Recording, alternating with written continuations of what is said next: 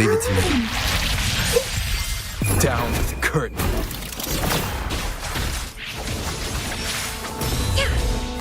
Crosscut. Sever. Be reduced to cinders. Sever.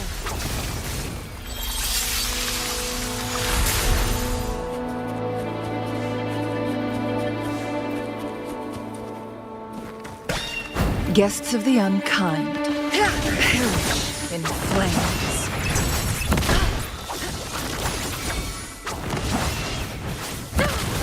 Clear as the blaze. Take full.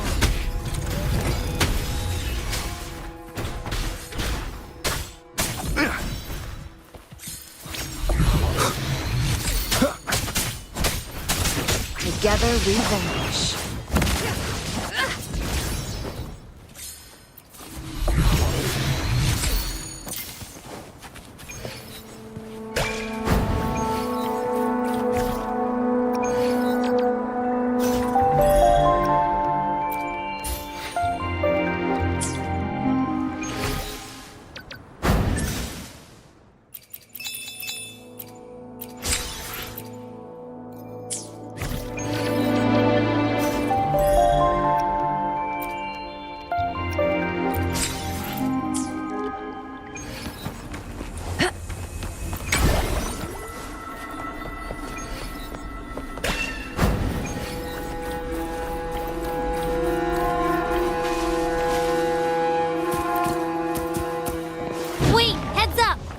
Huge is coming at us! Watch its flames! Quick! Get to that clearing!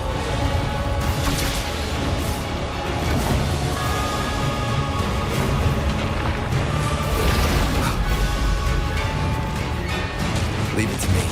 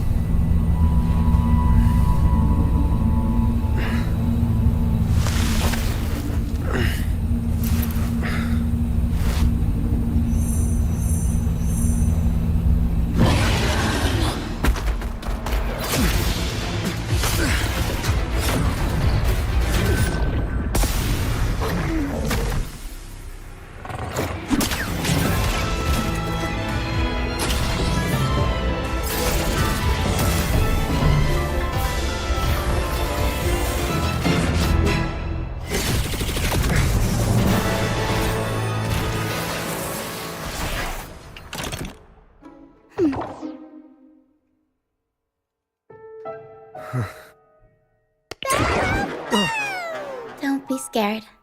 Paro is just saying hi. She seems to fancy you.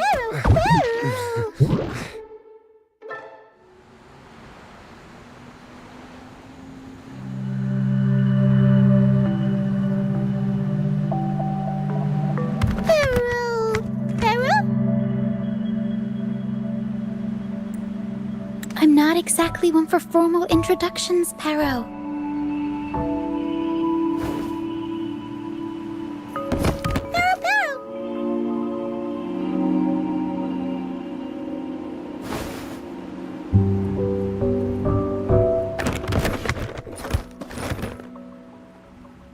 I know this isn't the first time seeing them.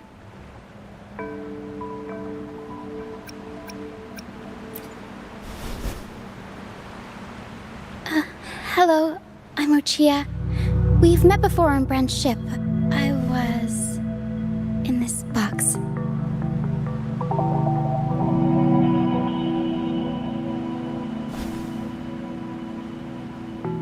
This is Paro, the actual owner of the box. Paro takes good care of me and lets me hang out in it all the time. I've never seen Paro warm up to someone so quickly. It must be something in your frequency that it finds interesting. Anyway, what brings you to this beach? It's not exactly a place for a stroll.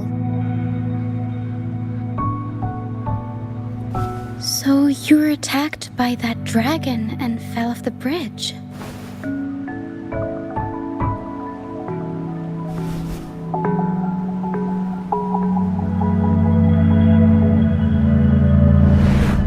I'm guessing it was Abby who saved you. It probably exhausted itself and retreated back into your body to rest.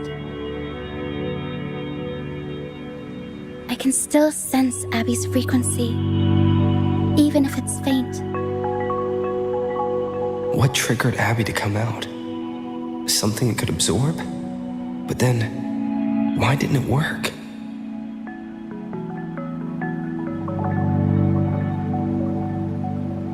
That dragon's behavior is odd. It never leaves its territory.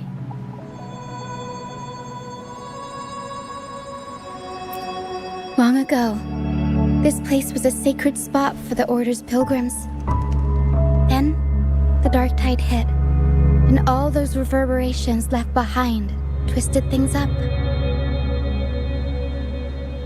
The remnant clouds from the Sea of Clouds drew hordes of tacit discords here. Now, their whispers fill the air, turning this once holy place of pilgrimage into the penitent's end. This Dragon of Dirge is a local tacit discord. It grows by feeding on the others. We were supposed to pick you up like Miss Carlotta planned, but things went sideways.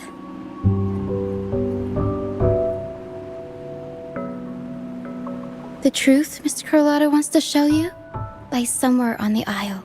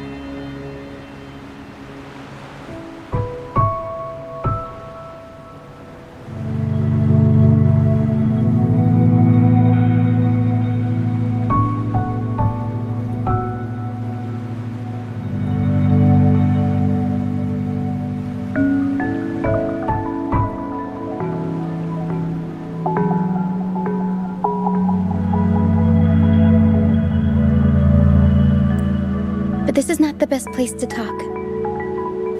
The mist is thickening, and rain is coming.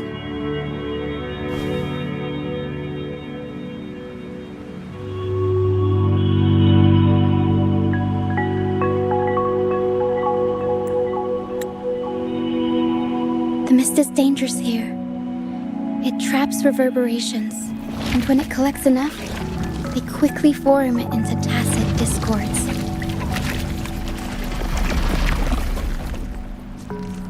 The captain, Brant, he went into the mist to rescue people, but he hasn't returned. We think he might be in danger. I plan to go find him. Once I'm in the mist, my frequency will draw the creepies and crawlies away, so you'll be safer here. Just in case, take this to mask your frequency and defend yourself.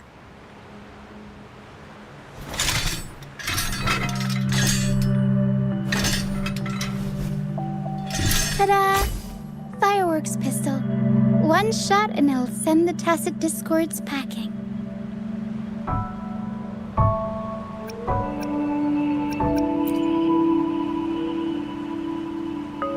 It's easy to use. You want to see the upgraded version? Ta-da! Magnum fireworks pistol.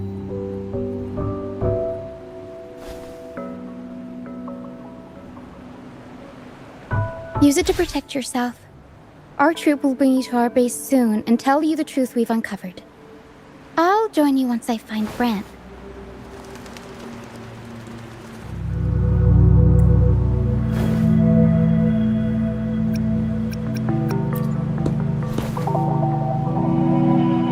But the mist is dangerous. All right, fine. It's better you see it for yourself. I'll be glad you don't have to fend for yourself alone.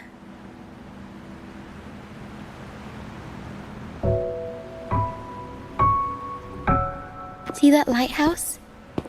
It's the only safe place in the mist. We'll head there. Brant might have taken shelter there too. Once we find him, we'll find the truth you're after.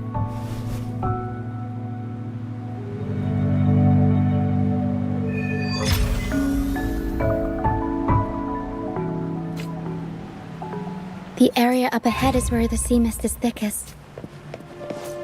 Try to avoid the dark phantoms in the mist. They could turn into tacit discords at any moment.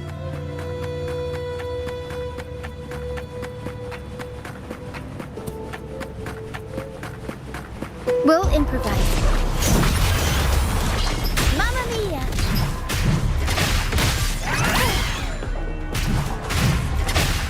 I'll warm up the crowd.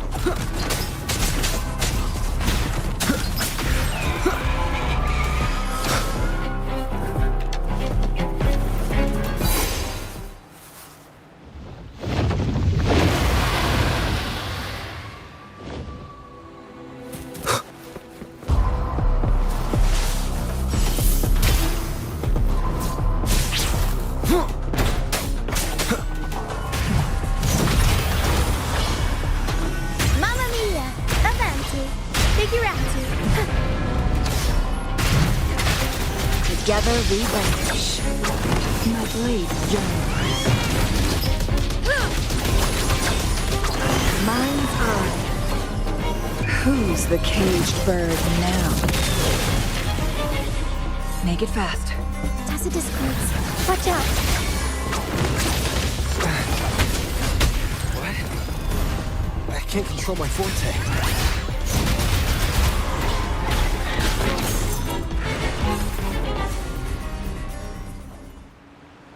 The high levels of corrupted remnant energy in the mist are disrupting our frequency stability. I can help with that. See, fighting here is a bad idea. Let's just try to avoid any threats for now.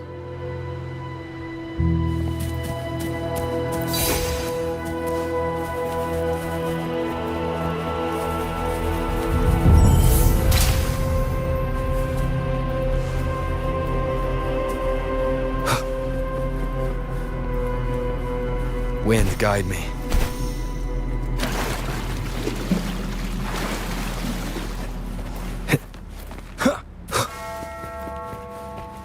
Come. Play with me. Look for me. Don't worry. They're just reverberations. Potential tacit discords in the making. Some of them are actually our friends. We can follow them to find our way out. Come. Play with me. Look for me. I'm here.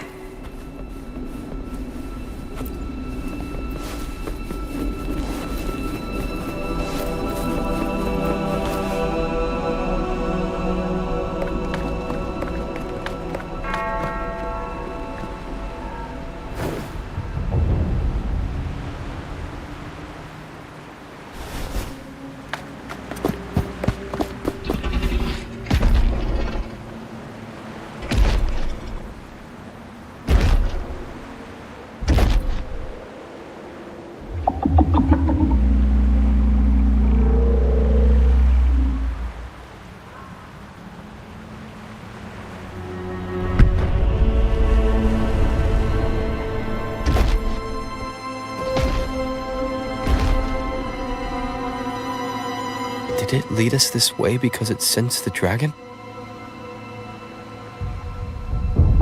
Possibly. Phantoms are sensitive to frequencies, so navigating the mist is second nature for them.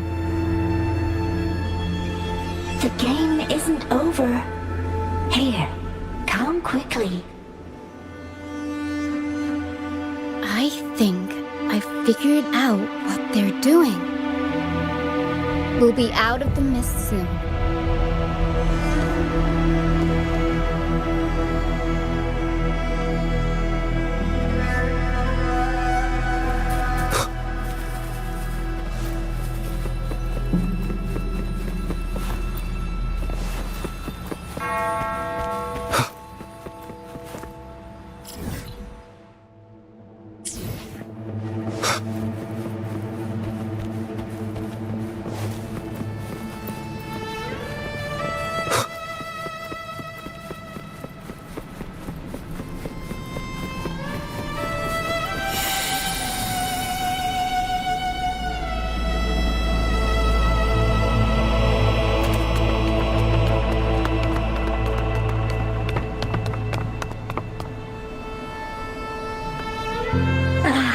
Rochia, you found me.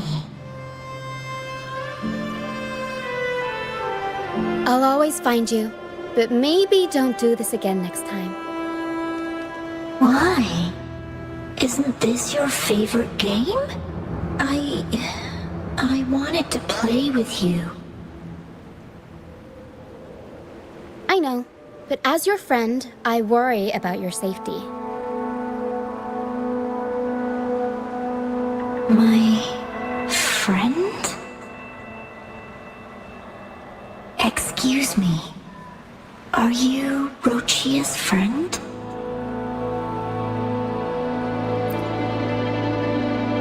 Ah, how wonderful. You're not alone anymore, Rochia.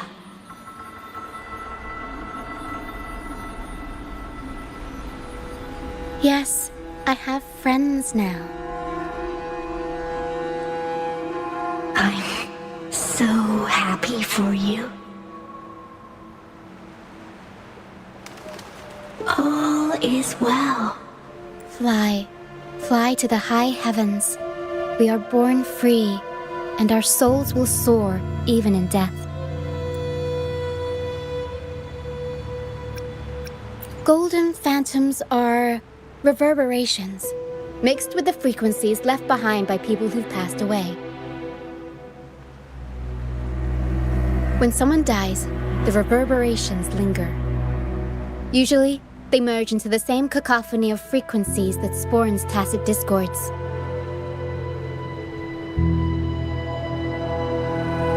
But sometimes, a trace of their final will remains, and the mist shapes this into phantoms.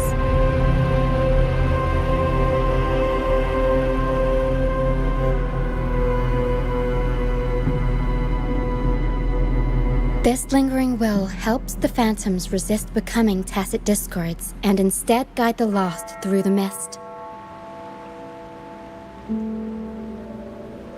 If the mist clears, they'll vanish. If the mist lingers, their fate is sealed. It will only be a matter of time before they merge with other reverberations and become tacit discords.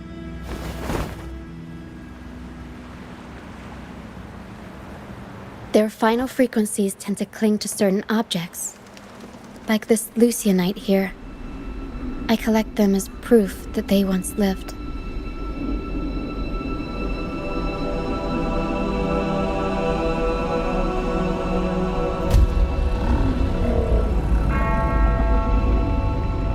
Otherwise, the dragon will devour every last trace of their frequency.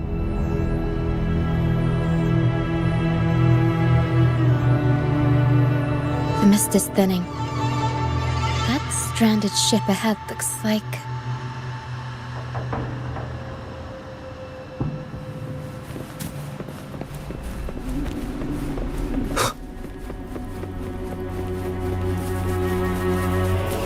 Leave it to me. Down with the curtain.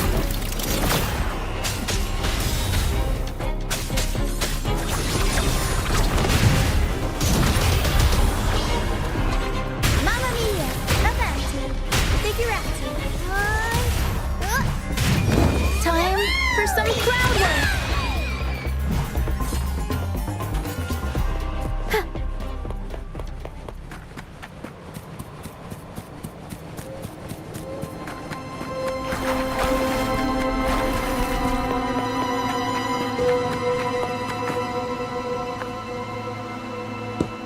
A pilgrim sail. Why is it here? In Raguna, those who break the law are sent to the Order Tribunal for sentencing. Those who violate the sacred doctrines are branded as fools and sent away on the pilgrim's sail.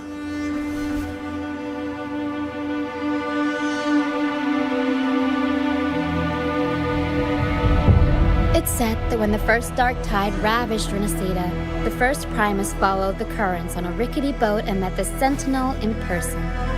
That's where the pilgrim's sail tradition came from. Now the fools retrace the Primus's journey, reflecting on their mistakes along the way. There's a strong undercurrent around this isle, likely caused by that first dark tide. It drags all pilgrim sails here unless the ship's course is altered.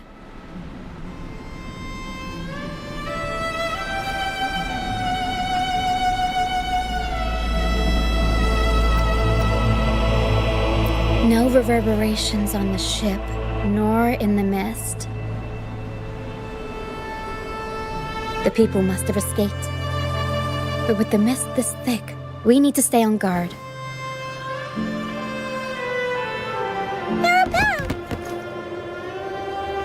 This way. Head to the lighthouse. I hear the sounds of fighting. Watch out. Tacit discords are gathering. Looks like our brief intermission is over. Time to let the ghosts have their moment on stage. Come on then. Let the flames of battle ignite our souls.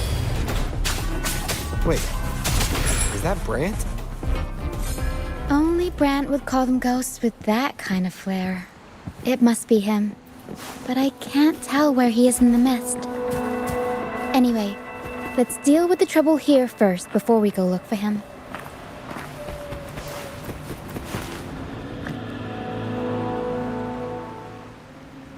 The show's over, ghosts. Time to take your final bow. Watch your back. A marvelous shot. You've earned your stripes, first mate. You're welcome. But if you tilted your head just 10 centimeters to the left, it wouldn't have been the Discord's head that got popped. It'd be yours.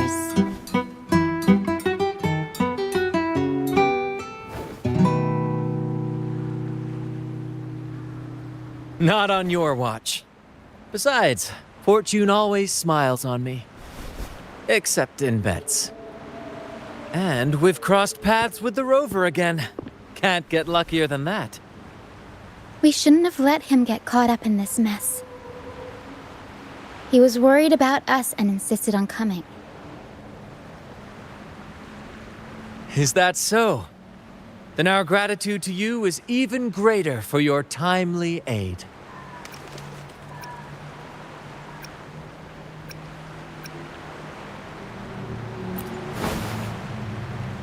To find the brightest truth, one must delve into the deepest shadows. Such bravery deserves to be hailed, my friend. Where is everyone on the Pilgrim sail?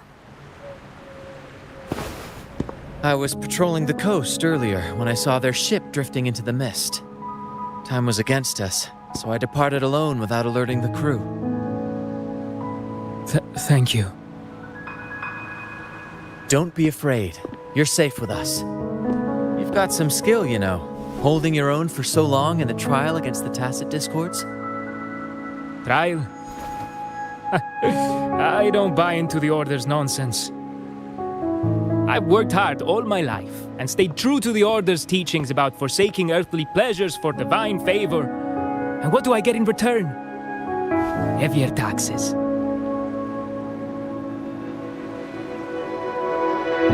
When pirates ransacked my merchant fleet, leaving me with nothing, I turned to the Order for help. They said it was a divine trial and left me to rot. I stood before the Sentinel statue, asking if my suffering was really their will. But all I got was silence. Why should I wait for peace in the afterlife when I could be living for today? How is that a crime? As for salvation, I don't believe in it. And I certainly don't need it. Here's a proposal. How about joining our troop? We are wanderers adrift upon the seas. Or perhaps you're more familiar with the name, the Troop of Fools? The Troop of Fools? Could it be? Yes, we are, like you, by the Order's decree, marked as fools. Fools on the Pilgrim sail often meet their demise in a storm, or they're swallowed by the waves. Even if they do survive, they still face hunger, thirst, and the unforgiving wrath of nature. Maybe it's luck that brought you here so swiftly, and unharmed at that. Look around. This is all that remains of the Pilgrim sail. This is always their final destination, where the fools meet their end.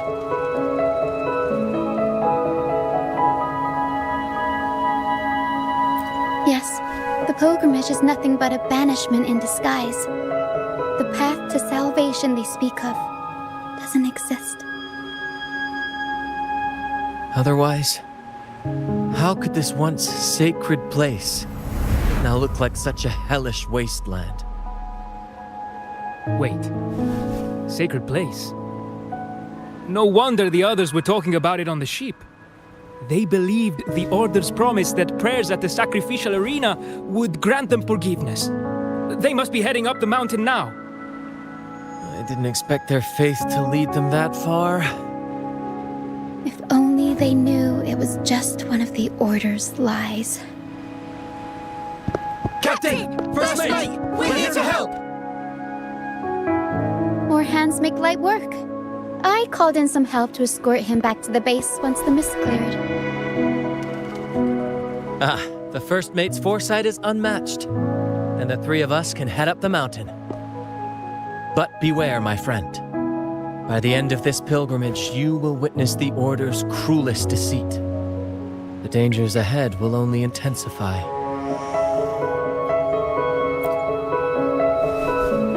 Please, save them. I hope it's not too late. Don't worry. There's more to our troop than you think.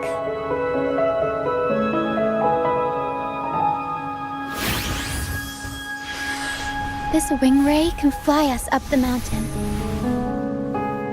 You two go first. You'll find I'm very convenient to bring along. All right then. All hands, prepare to ascend!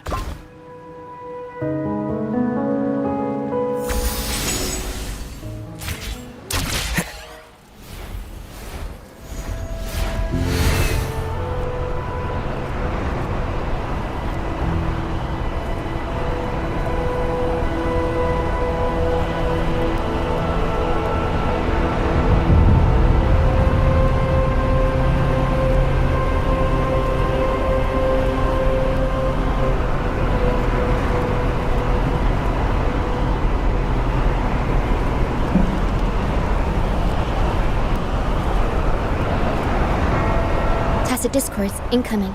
Stay alert, everyone.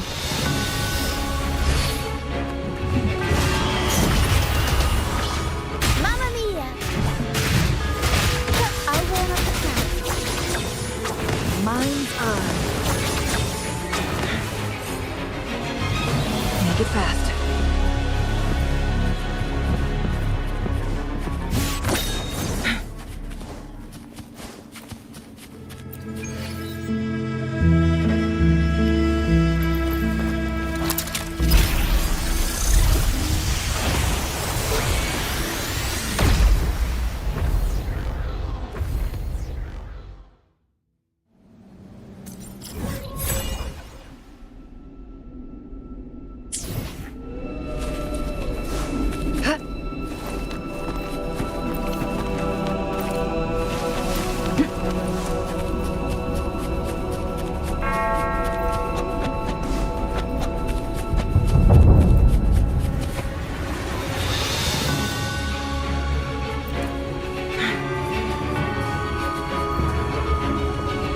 These are human footprints. Looks like they're heading to the arena. This is the only way up. Be gone, you vexing wretches! Sacrificial arena's right there. Let's take them down in one blow! Take 4. Perish in flames. My blade yearns.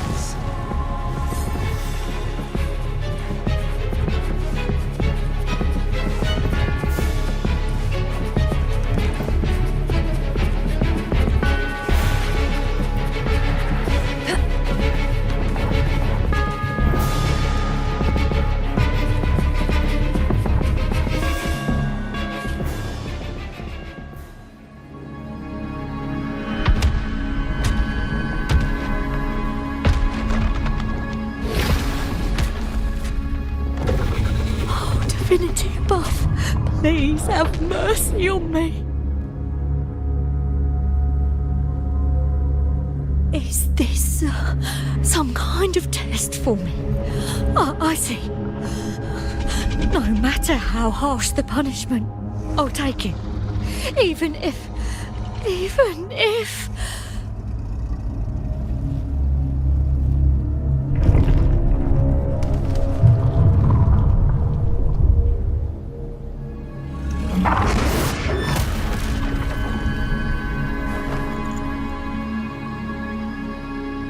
if it means death? We've never done anything that warrants paying with our lives.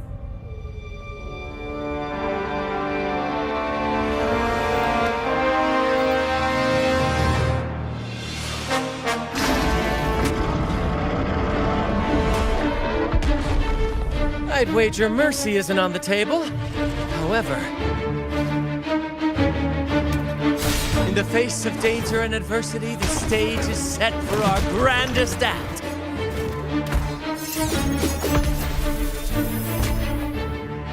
Brant, you handle the tacit discords. I've got the dragon. Of course. But with all due respect, shouldn't the captain be the one giving the orders? Just playing to our strengths. Take it, or I'll spill the beans about your wine stash.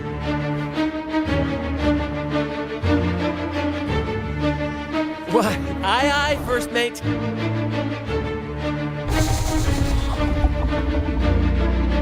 It's time to pay for what you've done, Dragon of Dirge.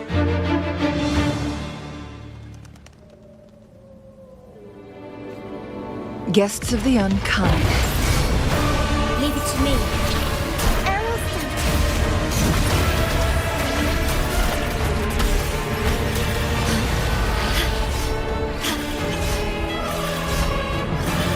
Astral modulation.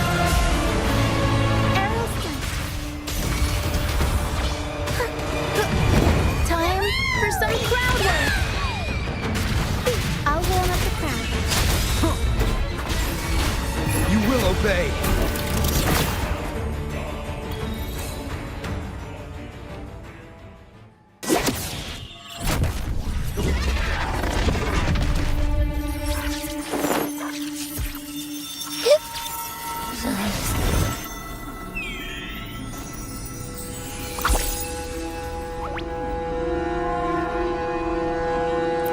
Of course! You think that little lizard could take me down? I just took a nap after eating its frequency.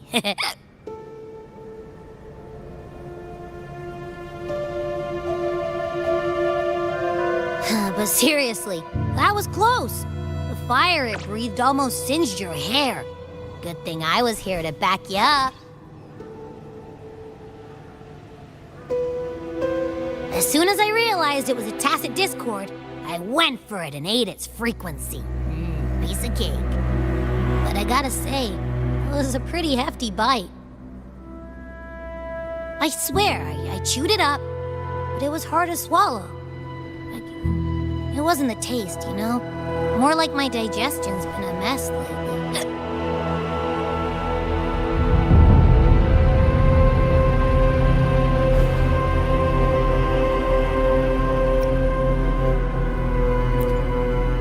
That's not the point. The real deal is, I found something crazy in its frequency. You said you somehow experienced empathy with the tacit discord back in Jinzhou, right? How about trying that again with this guy?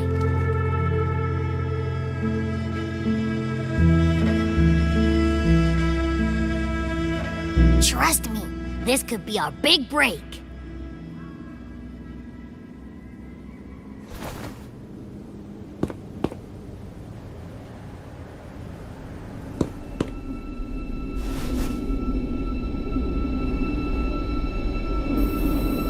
Gehenna, a wretched soul mourned by none. You are reborn to fulfill our sacred rite, illuminate the path of salvation. Become the fiery hand of judgment, purging all transgressions. Cleanse every soul ensnared by their own indulgence. Those who cannot withstand the trial by fire shall forever be barred from our pure land.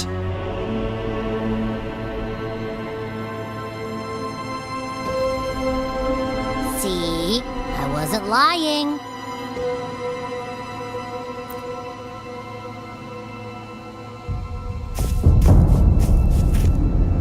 Tacit discord's frequencies are perpetually fading, inching toward their end. Their only way to maintain their existence is to consume other frequencies as food. The dark tide and mist enveloping this isle have drawn in countless tacit discords. Their frequencies should have been enough to feed the dragon. If what you saw is true, then the Order must have used some trick to control the dragon, making its frequency fade away faster than it should. That means they could be responsible for why the dragon began attacking all living beings, including humans. In time, it ended up becoming a harbinger of death. I found this during the previous battle. seems the Fraxidus had their hand in this case as well. So you know them too. Seems we have much to discuss. Our troupe usually earns a living by performing on the nearby islands. Sometimes we take on escort missions for merchant ships as well. That's how we first got acquainted with the Fraxidus. At first, they were just lurking about, raiding ships. But as the Carnival drew near, their actions grew suspicious. We noticed them lingering around a certain sea. Remember Cetus the Tidebreaker? The creature that attacked you when we first met? After we parted ways, we went searching for it to find out what had gone wrong.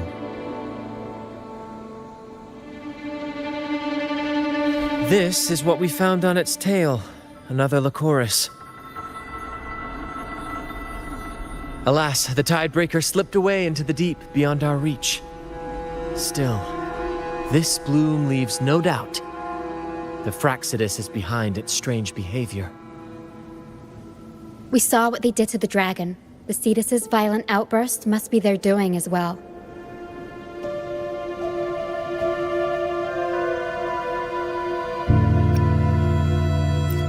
They say the Carnival is a ceremony to resonate with the Sentinel. Those who claim the laurel may be graced with a miracle, a direct communion with the divine.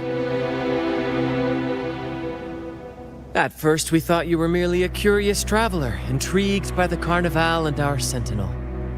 But now, seeing how far you've come, there's more to your quest, isn't there?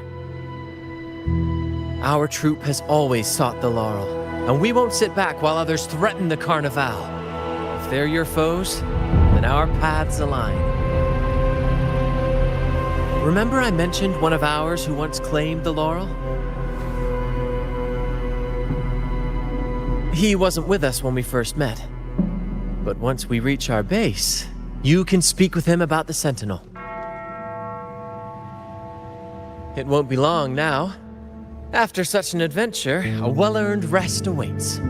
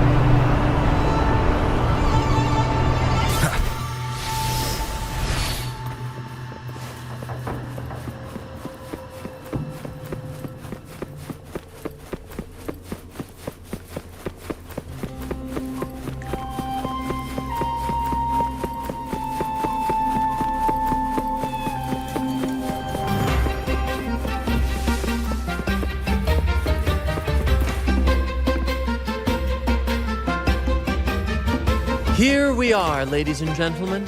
Allow me to present to you our sanctuary. A haven for all the surviving fools at the edge of the world.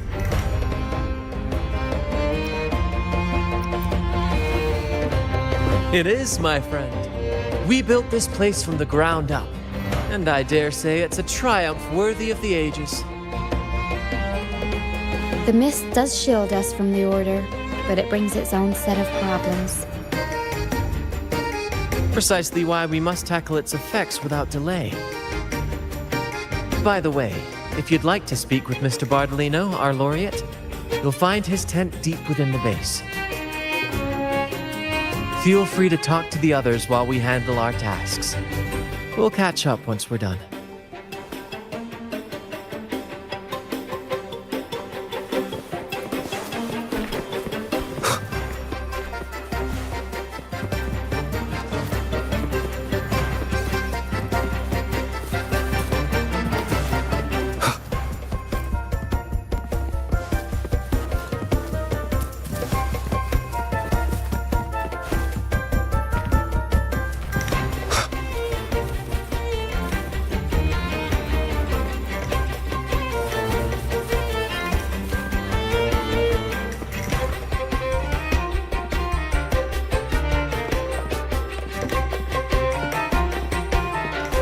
Relax, young man. Life's only just unfurling its sails for you. Why sit there like one of those dour statues in the Order's halls? Don't be afraid to show a little spark.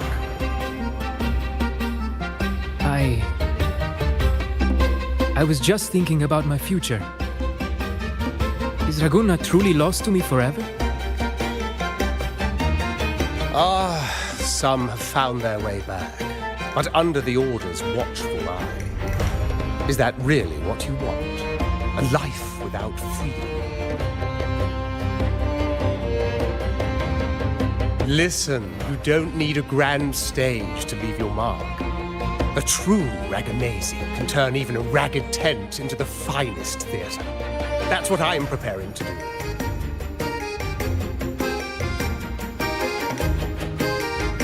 I might be an old man now, but don't let that fool you. I was once crowned with the laurel, You? Are you Mr. Bardolino? In the flesh. Ha ha ha ha!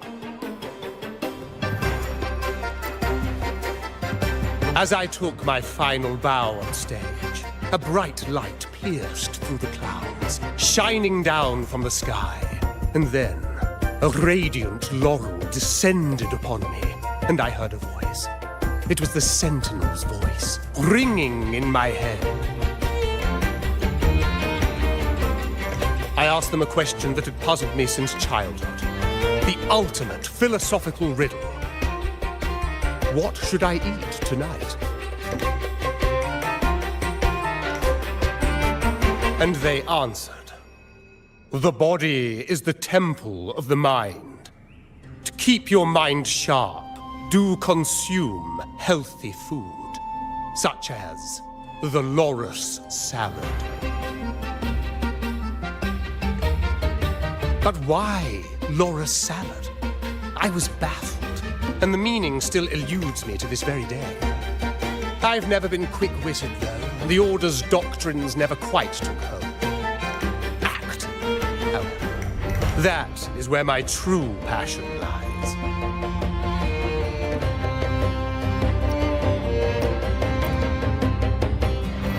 But why did a blessed laureate like you get banished by the Order?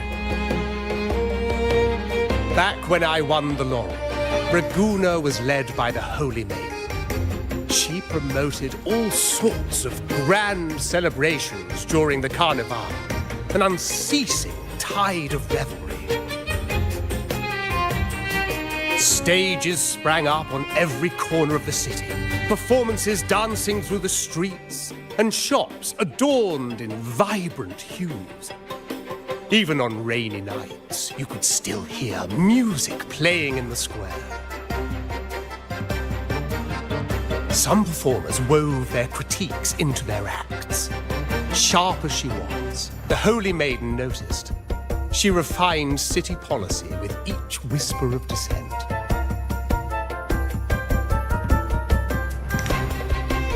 Those were the golden days, my friend. The Holy Maiden once said that if she were to leave this world, she'd want no majestic tomb, solemn funeral, but the grandest carnival as her final farewell. And then, she really did leave us. The current Primus took her place, and in the name of mourning the Holy Maiden, issued all sorts of bans on the carnival. But is that really what she would have wanted? The Order's grip tightened, and the Carnival performances were reduced to dull, monotonous shadows of their former selves.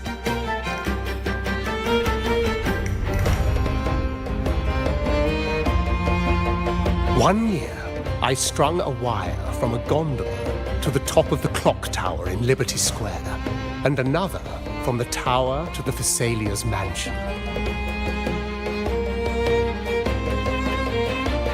Then, I disguised myself as one of the LaGuardia to fool the acolytes, and climbed to the roof along the wire. Midway through the Order's performance, I hopped on a wing ray with a cloudcaster, showering the entire city with flowers. Yes, it was a magnificent sight. The wing ray soared higher than the acolytes could reach. They couldn't do anything but watch golden pink petals rain from the sky for 3 whole days. They struggled to clean up the flowers from the streets, and it took a downpour to wash them all away. That cloudcaster, adapted from a music van, became the prototype for the one we use on stage today.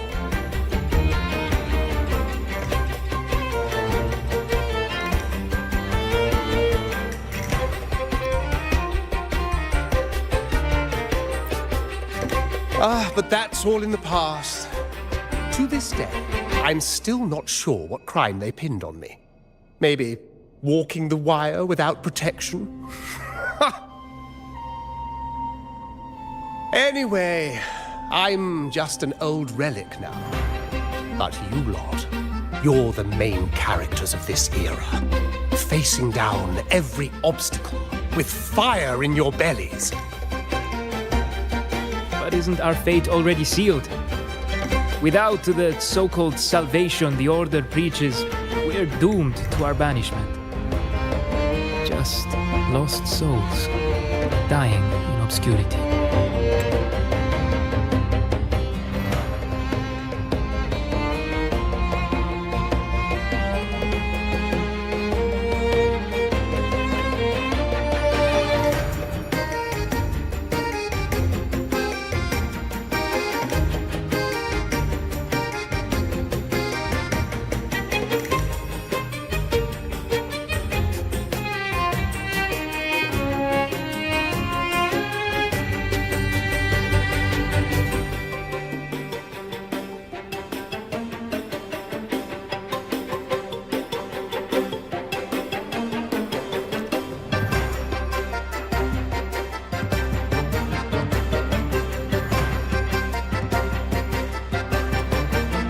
Life is short, and we weren't born just to atone.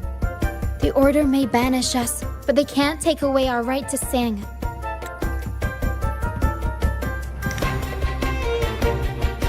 Death is one of many possible ends, but it's certainly not the worst. Perhaps being forgotten is what the Order wanted for us.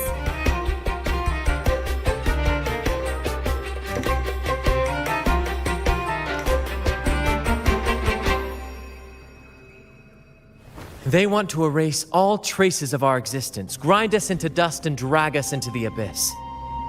But we'll fight the tide and live our lives to the fullest. Members of the troupe may come and go, but they never truly left us. Their deeds and songs are passed down through the ages. One day, our voices will echo across every land. Our words will reach every corner of the world. And by then, even the tacit discords in the stormy sea will know our names. That's the spirit, boy! Even if I can't earn myself a proper title, I'll become Rinasita's most enigmatic legend. When I'm gone, I'll leave behind a coffin that sings. Or maybe turn into a lark, singing every day and night.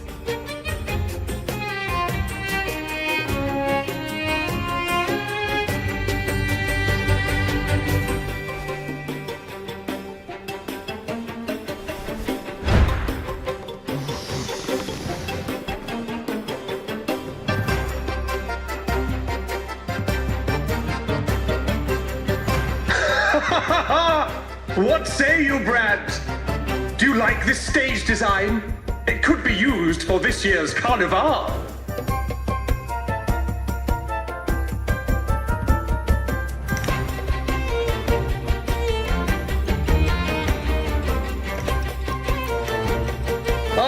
Our little chat reminded me of those good old days.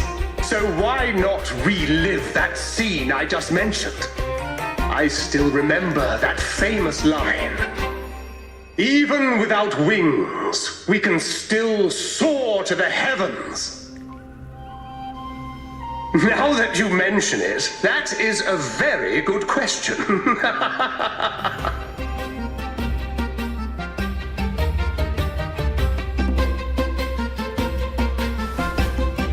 Please don't mind him.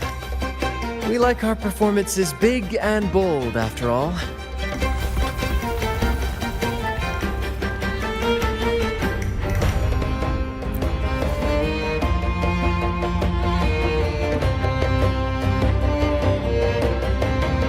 That fight with the dragon probably messed with the mountain's stability.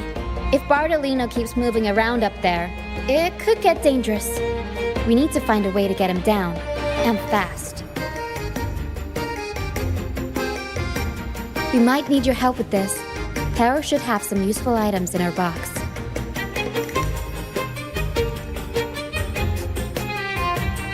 We've got a cloudcaster that can conjure up some fluffy cloud cushions.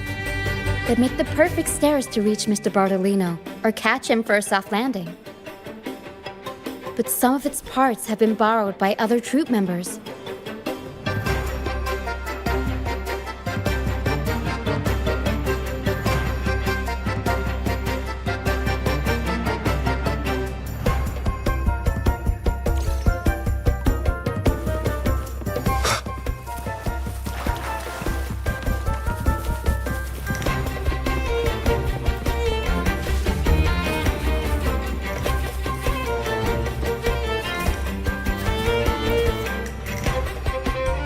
Sailors cheer as hearts ignite.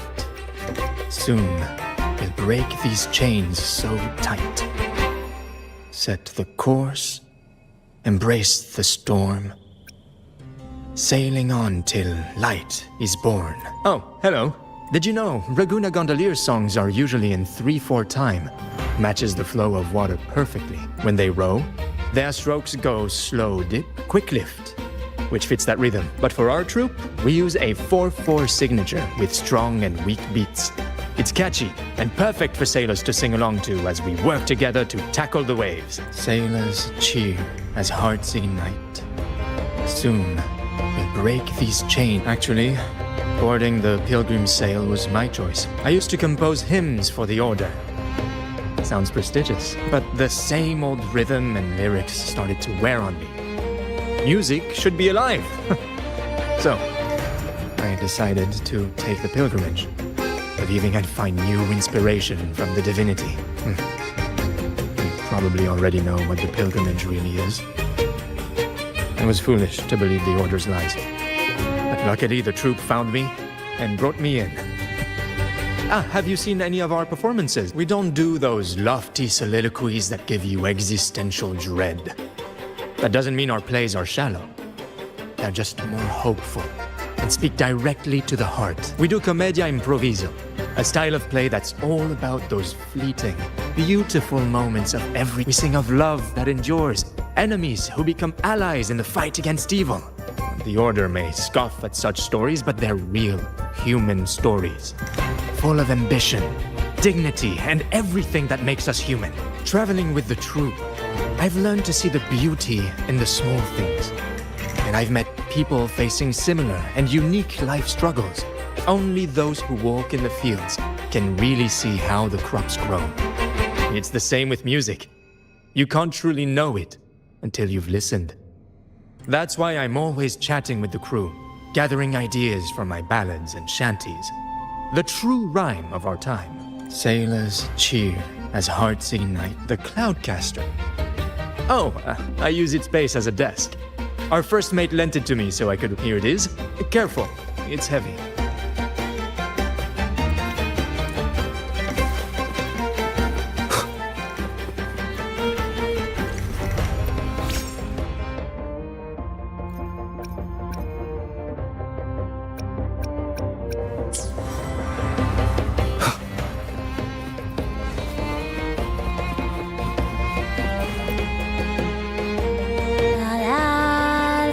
I'd rather be a wild flower, ignored by all in my own power, than a rose that bends and sways, bathed in... Isn't it obvious? I'm practicing for the carnival. I'm the troop's soprano and helmswoman. Steering Renacita's echo ship isn't just about strength. It's about resonating with the echoes. After years at sea, I've learned that some echoes are sensitive to our songs and will react to them in different ways. The Order warns of sirens lurking in the stormy sea's mists, but they don't scare me. I'll show them who the real siren of these waters really is. I'd rather be a wild flower, ignored by all in my own. Who knows? Ask the Order and they'll give you 100 reasons. I can't even remember how long I drifted on that pilgrim sail, but the troop found me just in time and took me in. What's past is past. It's the present that counts. Let go of the bad days and enjoy the moment. This is the way to live, I'd rather be a cloudcaster. Here, the resonance unit. It helps me find the right pitch and rhythm. Works like a charm. You should give it a try too.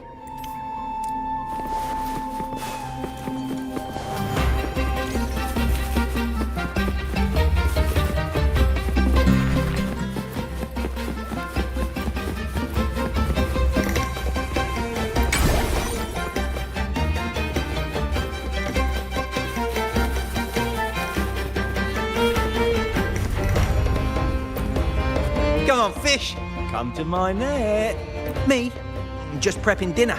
The storm's passed, so it's the perfect time for fishing. The captain once told me a secret. The fiercer the storm, the more fish it brings. Sometimes we even see fish swept up by the wind, raining down from the sky. Usually, yeah. But when we dock on an island, the captain and first mate will buy some other food from the locals. Come on, fish. Come to my net. Back in Raguna, I was just a fledgling fisherman when I accidentally caught an arasti. Turns out it's a sacred fish, only meant as an offering to the Sentinel. Mortals aren't allowed to catch it, but it swam right into my net. Not really my fault, was it? Though the Order didn't see it that way. They banished me out here, like tossing a fish onto dry land. Luckily, the troop found me. I can still fish like I used to. Otherwise, I'd probably be dead, or living as a pirate. Though, to be honest, life here ain't too different from a pirate's. Except we're not hunting for treasure, but for smiles and cheers from our punters. Come on, fish! Come to my net. Yeah, I borrowed the reel for me fishing rod. We scavenge all sorts of stuff from the beach and fix them up as needed. Nothing goes to waste. Don't be fooled by appearances. This stuff can be pretty versatile. Good. We have all the parts now. Time to work, Pero.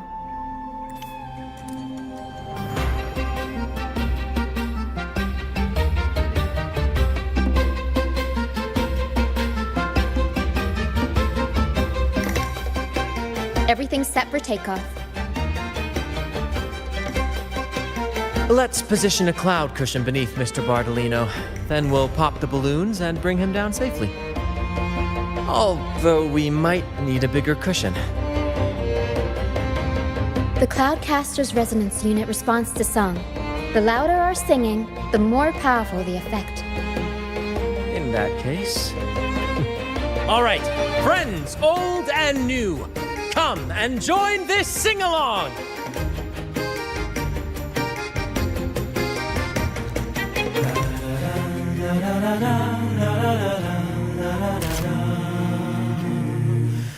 Endure and defy. Bullseye! How about showing off that aim again? Almost done!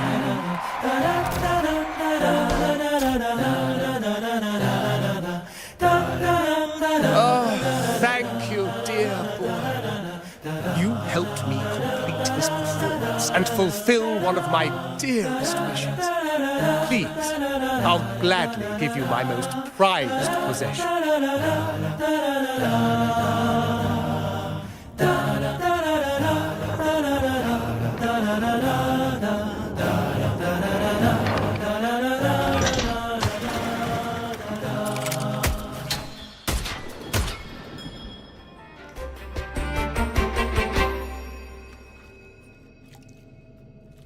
Apologies for my late arrival to such a magnificent performance.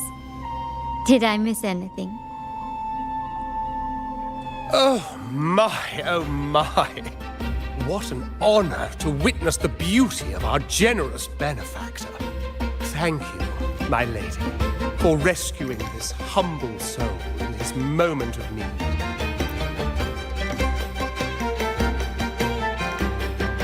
You flatter me. The family's protection extends to all who stand by us.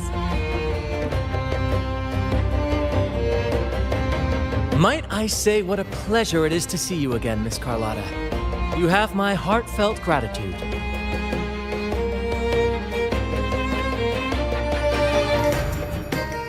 Is everything going smoothly with your family, Miss Carlotta?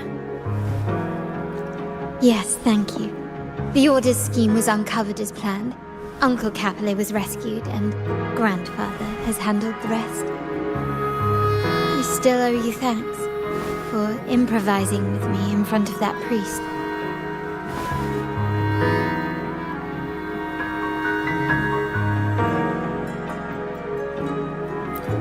You've got a sharp mind.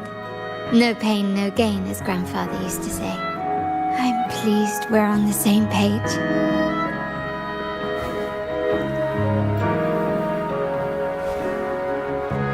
Your kindness is much appreciated. The Montellis won't forget this. In return, I'll share everything I know.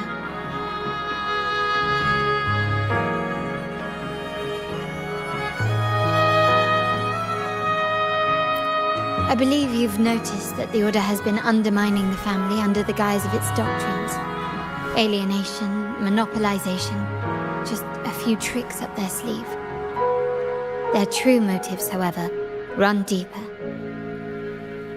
Their alliance with the Fractsidus speaks volumes. While we don't know the full extent of their conspiracy, one thing is clear. Their sights are set on this year's carnival. The carnival is likely where you'll find clues about the Sentinel.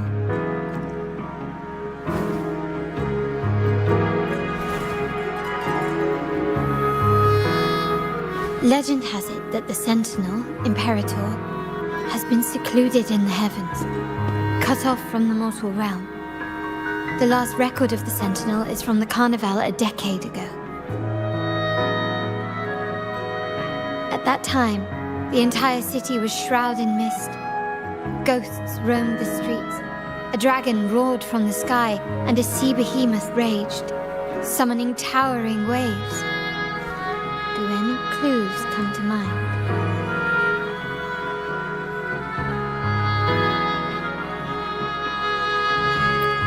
The mist might be coming from the remnant clouds in the Nimbus Sanctum. Lorelei has the power to purify and control them, but the Fractsidus interfered. Remnant clouds corrupted by evil will disrupt Echo's frequencies. If the mist had spread to the city, it would have stirred the echoes into chaos.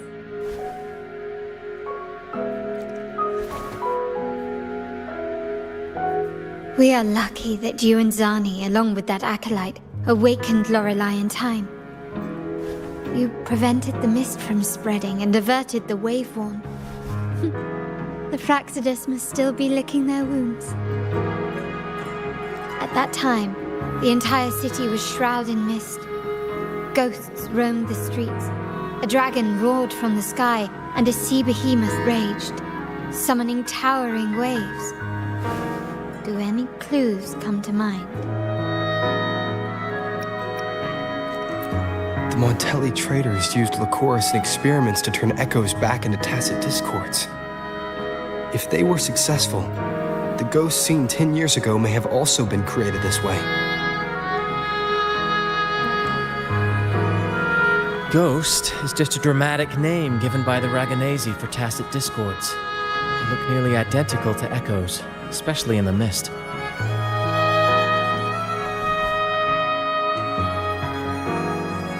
With your help, Grandfather has thwarted their plan. No corrupted echoes will appear at this year's carnival.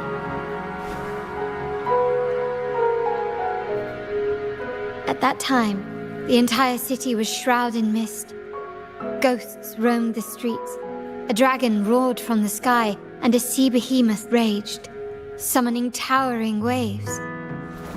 Do any clues come to mind?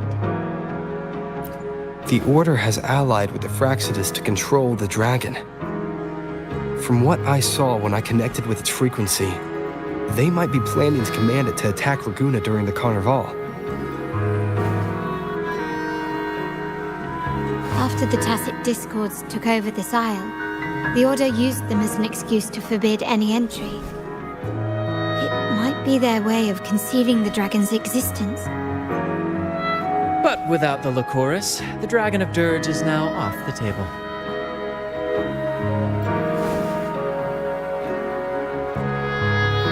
At that time, the entire city was shrouded in mist. Ghosts roamed the streets. A dragon roared from the sky, and a sea behemoth raged, summoning towering waves. The remnant clouds spreading, experiments to turn echoes, and the dragon's manipulation. The Order plans to recreate these disasters at this year's ceremony.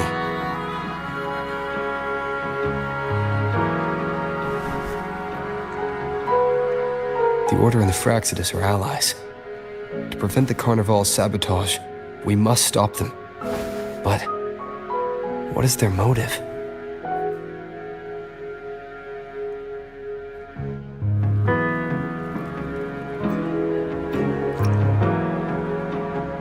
The Primus called it a divine punishment, and took the opportunity to appear as a savior. A perfect way to build legitimacy. The Order relies on the people's faith in the Sentinel. With the Sentinel's 10-year absence, faith in the Order has waned. They must be desperate to restore that trust. It is for this reason that the Order has been forced to revive the festival.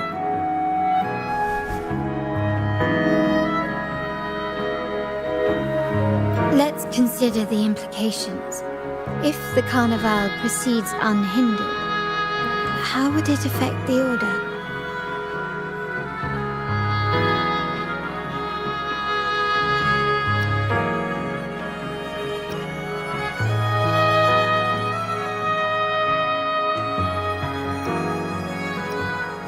The current Primus claims to be the Enlightened One, the Sentinel's Resonator. However, based on the prophecy we found in the ruins, this role is meant for the young maiden who is destined to heed the divine oracles during the Carnival. The Carnival is the only time humans can directly communicate with the Sentinel.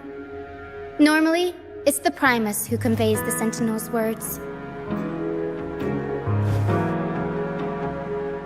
A successful Carnival offers a chance for citizens to meet the Sentinel in person. But for the Primus, and possibly the Order, it poses a threat if they've been fabricating the oracles. To sabotage it while still maintaining their authority, they partnered with the Fraxidus.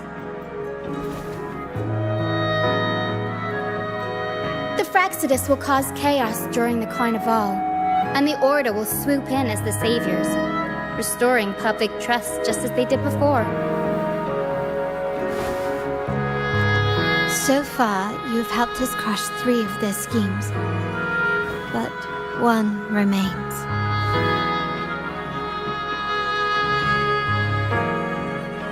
We have evidence that the Cetus is being manipulated, and the Fraxidus are setting up their final plan. With their whereabouts unknown, we'll need to adapt our strategy as the Carnival unfolds. From what I've noticed, you're not one to act passively or pin your hopes on others. You prefer to strike first and steer events in your favor. Winning the laurel might give you the chance to talk with the Sentinel. The Sentinel's Resonator may also be present, so...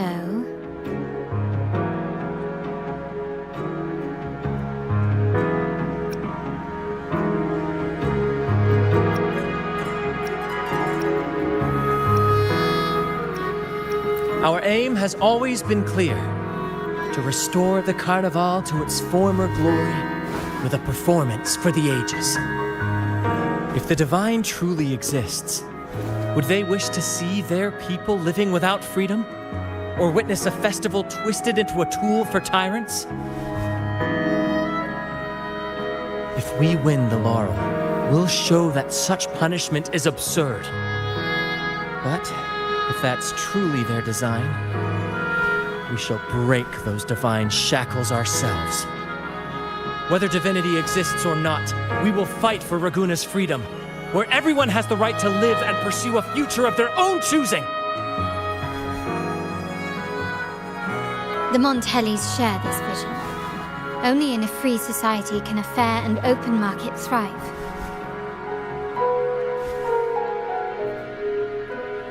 However, the troop alone is too weak. The family is under close watch and our enemy hides in the shadows. We need your strength to find our way forward.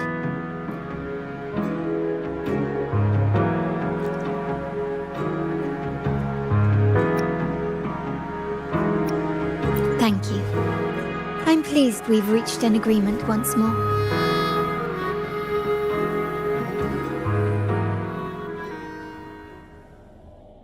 All right. What should we do now? Any plans?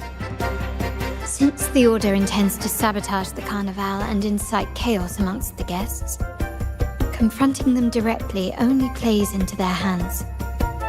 You've seen the troops' unique approach to combat, haven't you?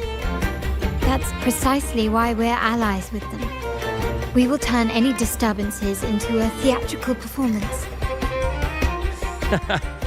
I can see our friend here is still a bit confused. No worries, my dear boy. We'll have a quick rehearsal before the Carnival begins. Speaking of which, Ms. Carlotta, would you honor us by joining our performance? Me? I do have some stage experience, though I must confess I may be a bit out of practice. We don't know what challenges we'll face, so your help will be needed, Miss Carlotta. Plus, it's a chance for you to get to know our methods. If you insist. Wonderful! As the festivities continue, if you're both ready, please join us on the stage of the troop liner.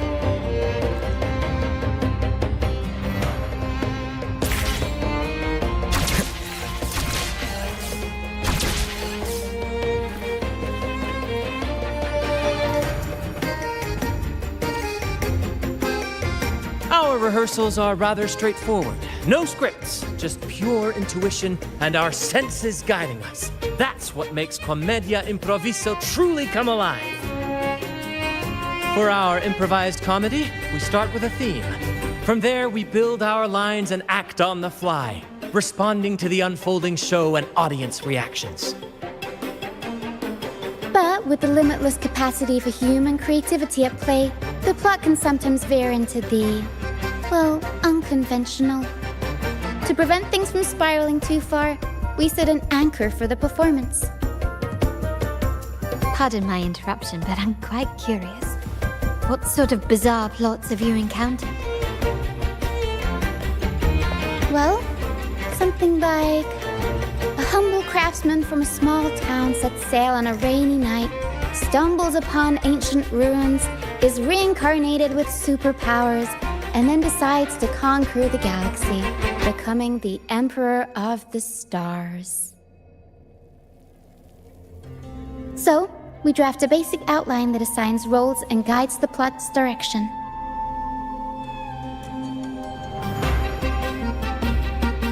And this time, our outline is: a kingdom is attacked, monsters run rampant, and the Demon King has kidnapped the Holy Maiden.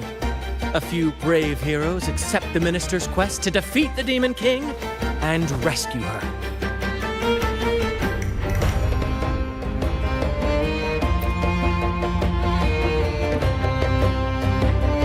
This outline holds special meaning.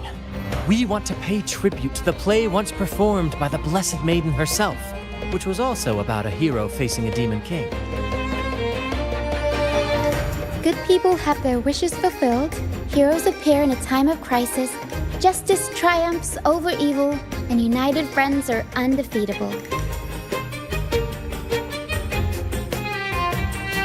This is the tale the Blessed Maiden once told, and it's a universal story we want to portray.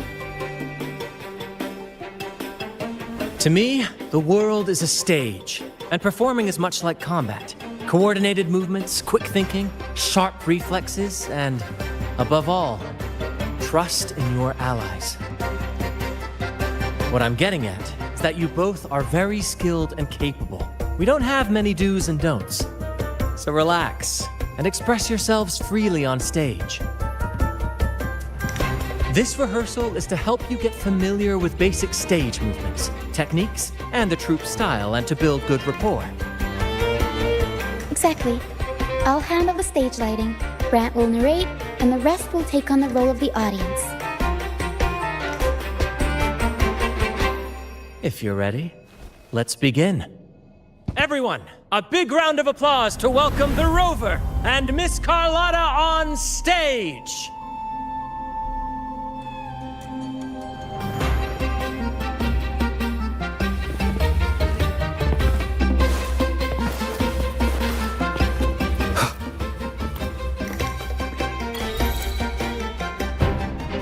All right, next I'll spin the prologue of our tale, setting the scene for how our brave heroes first crossed paths.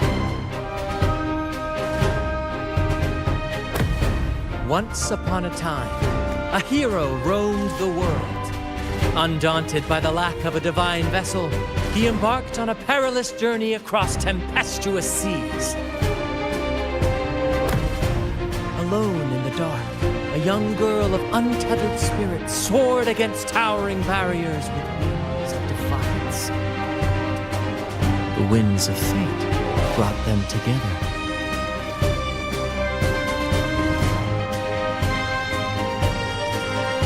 As the world teetered on the brink of absolute darkness, they found solace in each other's gaze.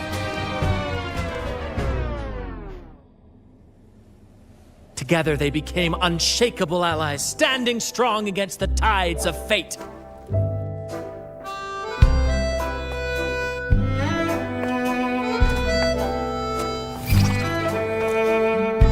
Even if light were to fade from the world and the stars cease to shine, they would still blaze like the sun forever.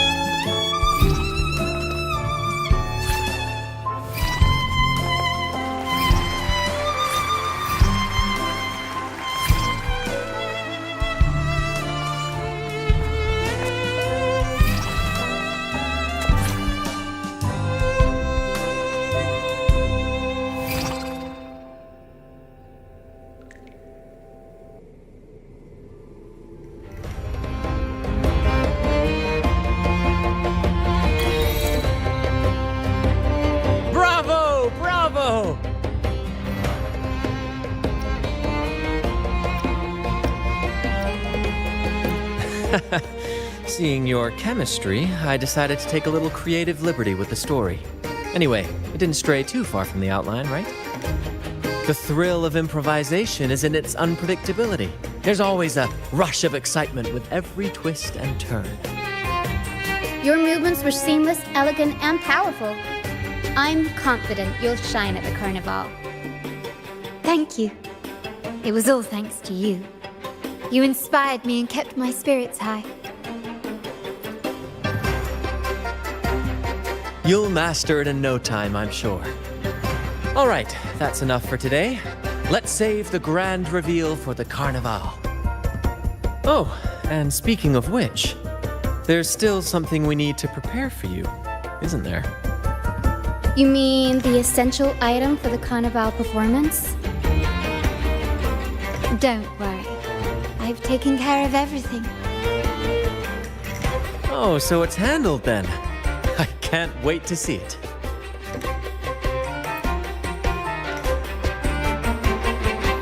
I have a small gift for you. Let's head back to Raguna together, shall we?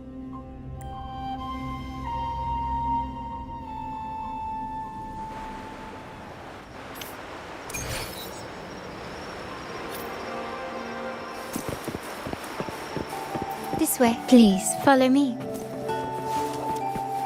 Where are we going? Please allow me to keep that a secret for now. I wouldn't want to spoil the surprise. But here's a hint. You've been there before.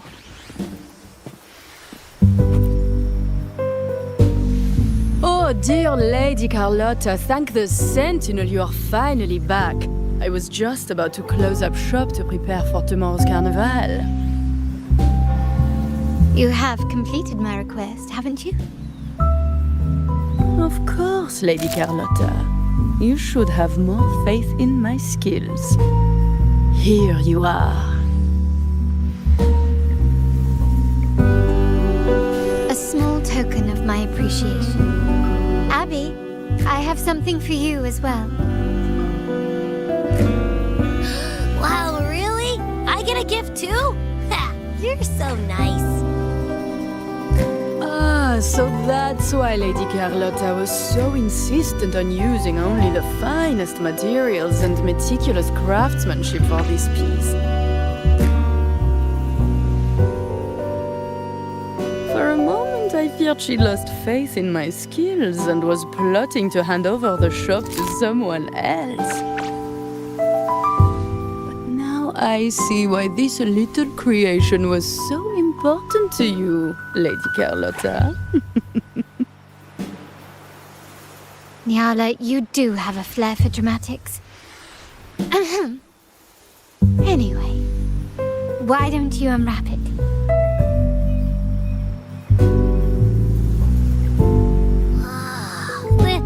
This is... I took the liberty of having Nyala custom make this mask based on my impression of you. I hope it suits your taste.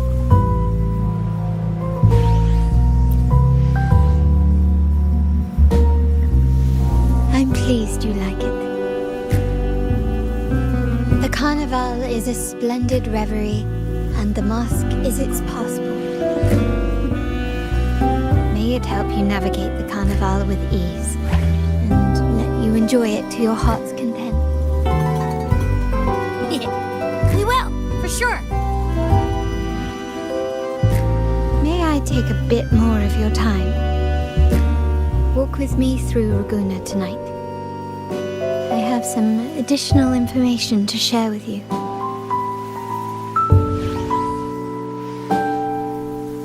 Raguna.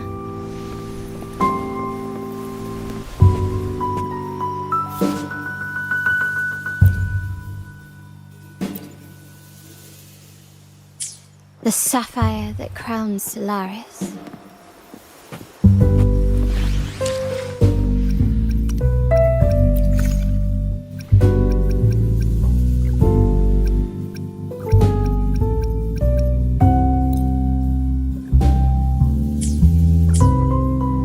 The waters of Raguna serve as a mirror, reflecting the countless faces of this city, much like our own reflections. The people of Raguna possess a temperament akin to the tides, ever-changing. There was a time when the currents swept us into the jaws of uncharted waters, where relentless storms and voracious waves awaited. But after weathering such trials, they revealed to us a hidden gem, the shores themselves. My family has always been drawn to the thrill of a new voyage. One stormy night, fate decided to play a hand. What we discovered there on that island, the technology and novel ideas, was nothing short of a blessing in disguise. There exists only one relatively safe route from the Black Shores to Raguna, a path known solely to the Montelli family. As long as you stayed on this course, you were bound to encounter the troop. My family has always been drawn to the thrill of a new voyage. One stormy night, fate decided exactly. When we heard the Black Shores were hunting for a legitimate entry into Raguna, I thought, why not bring them into our little venture? Hence the invitation. My family has always been drawn to the thrill of a new voyage. One stormy night, fate. Our intentions might not be as grandiose or ominous as you think. We seek liberation, and to achieve it, we're pursuing the truth behind Renacita's origins. Legend has it that when people first arrived on this island, Genesis Nexus was already here, welcoming them. The prevailing belief is that the Sentinel gifted us this technology, and despite nobody ever seeing the Sentinel in person, we talk with them through supposed telepathy. Notice anything strange about that story? Terminals conjure up echoes, and the Genesis Nexus allows the Raganazi access to common echoes. If the Genesis Nexus was present when the first settlers arrived, who built it? And really, if no one's ever laid eyes on the Sentinel, how can we be so sure that statue really represents them? It seems to me the Order might have spun us a tale, hiding the true origins behind their grand myths.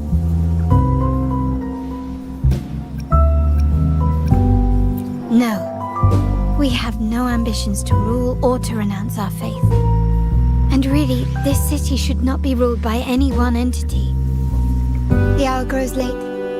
I have arranged accommodations for you at Palazzo Grotta in the south. Let us walk there together, and I can share a story along the way. Think of it as a bedtime tale. I learned it from the troupe. It's about Fleur de Lis, the Blessed Maiden. Once, the Blessed Maiden was just a simple peasant girl. During the Sentinel's gratitude rite, the young Fleur de Lis managed to sneak past the guards and drink the sacramental wine. Every drop. Perhaps it was the intoxicating wine in Eglatown, or simply her lack of experience with spirits. But she soon found herself quite drunk. Swaying on her feet, she ascended the ceremony's grand platform, lifted her threadbare dress, and began a rather ungainly dance. Seizing the sacred horn, she played a carefree folk tune, dodging the guards and weaving through the crowd with surprising agility.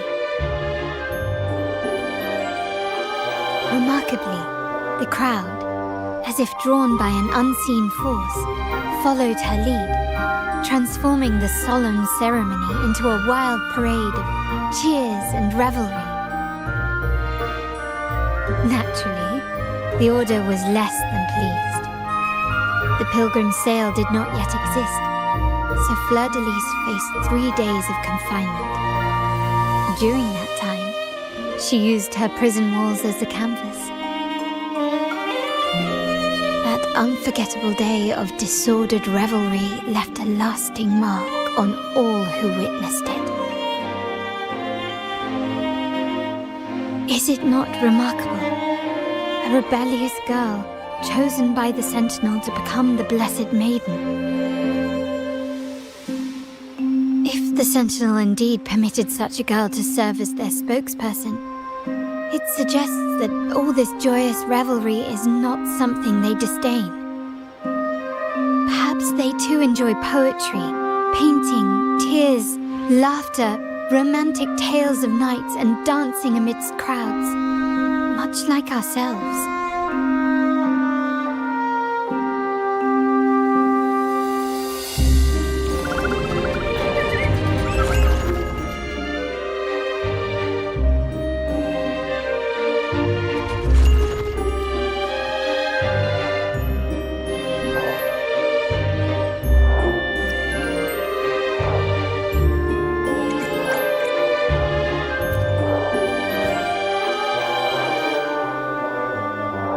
The people of this island came from diverse civilizations now lost to time, but through plays and tradition, they sought to preserve memories of their heritage. In the past, while the clash of cultures led to conflict, the Raganazi united through faith, restoring balance even if precarious. To maintain this unity, We've always needed both a sentinel and a play based on a shared legend that gives us roles. Yet this play has endured for so long that we've become defined by our roles. Noble, commoner, believer, merchant. What was meant to unite us now stifles us.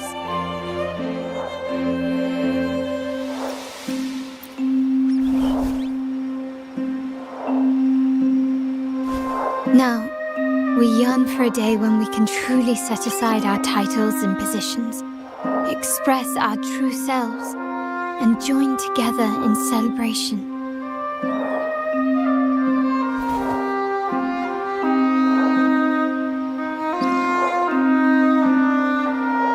Yes, born from hope and idealism, it reminds the Raganese of our initial vision of equality and freedom. It also affirms our true worth. While the Order's true intentions remain unclear, we are certain their influence has already eroded the very foundations of our society. People revere the divine figure the Order has constructed, yet they also live in fear of punishment. Legends become accomplices in fostering ignorance, and faith becomes the loyal executioner of cruel punishment. An invisible cage has trapped us all. Speaking of freedom within a cage is absurd. Fear and ignorance are our foremost enemies.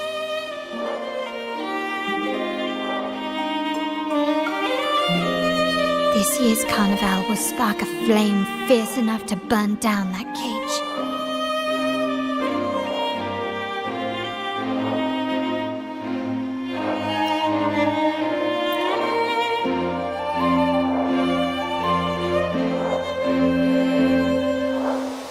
Rest well, and tomorrow we shall take the stage together at the Carnival.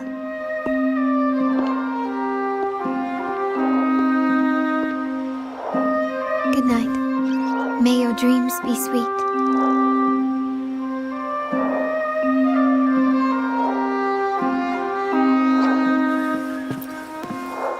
Rest well. Good night.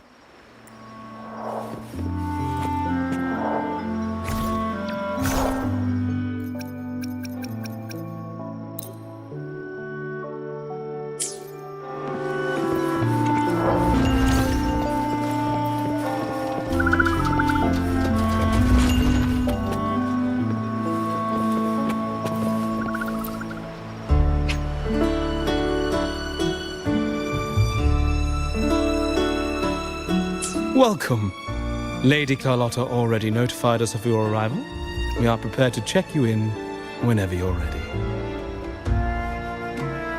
Understood?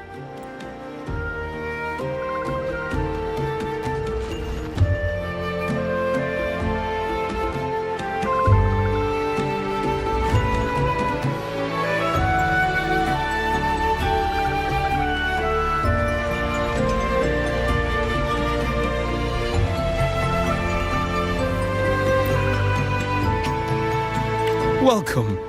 Lady Carlotta already notified us of your arrival. We are very well. I'll escort you to your room immediately.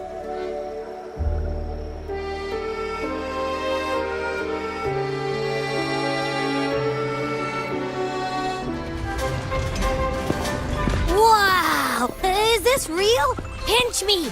I can't believe how different everything looks. So this is the carnival, huh? Yeah!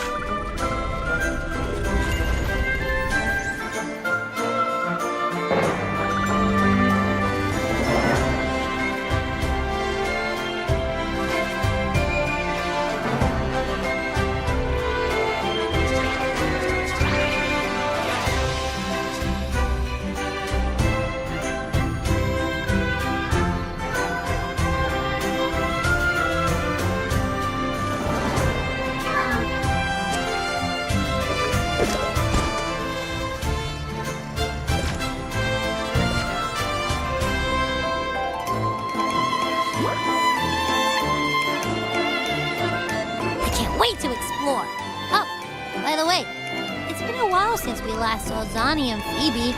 Wonder what they're up to right now. All right, let's go. We should also keep an eye out for anything unusual along the way.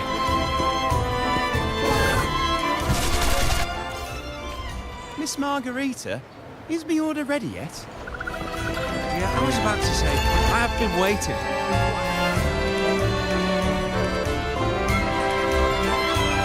Miss Margarita, is my order ready yet? Yeah, I was about to say, I have been waiting quite a while. Sorry, we're swamped with orders. Becky and I are doing our best, but it's a bit chaotic. Becky seems to be having some issues too. No need to worry. Let me take a look. Ah, I see. Becky is just a bit overloaded with all the work. It might need a short break. Oh, good morning, my friend. I'd love to, really. Look, see this mask? However, it's crystal clear to me that keeping things running smoothly is a top priority right now. Lady Carlotta has already briefed me on your plan. Along with the other family members, you can count on my full support.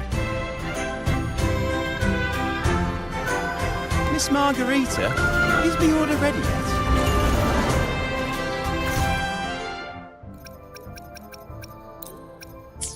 Miss Margarita?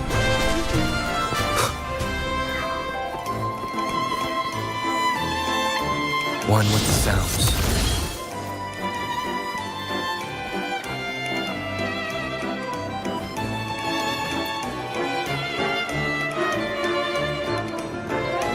Is that Seamoss from the Pioneer Association? Something seems off. Why does he look sad?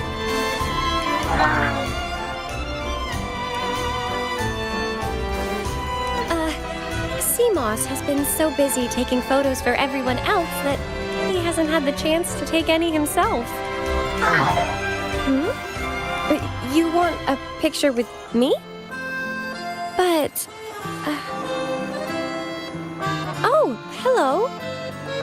Well, thank you. Yes, a photo would be wonderful.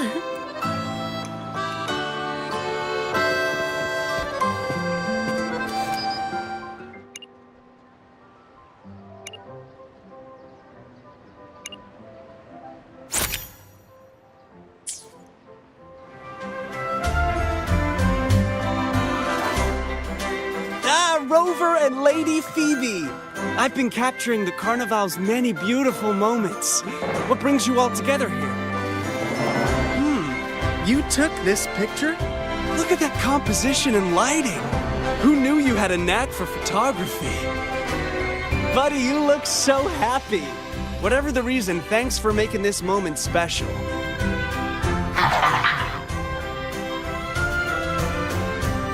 It's all thanks to Rover. He fulfilled Seamoss's wish. Just like us, Seamoss wants to savor every moment of the Carnival and leave with no regrets. The Sentinel cherishes their people, and as followers, we find joy in witnessing everyone's happiness. But we have our duties, ensuring order during the Carnival. I'm sorry I can't join in the festivities. I wish you a wonderful time at the Carnival.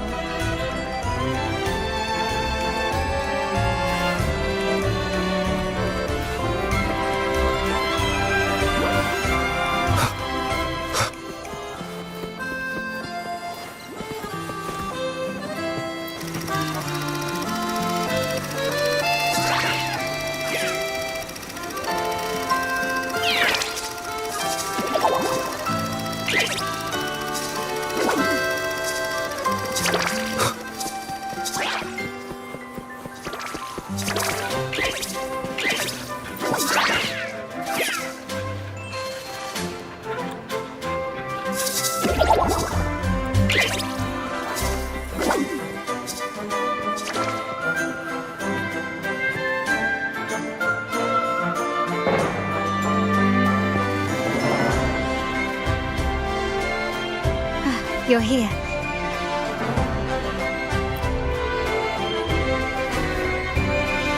For the Raganazi, the Carnival has always been an occasion to revel with abandon. It's what they truly desire.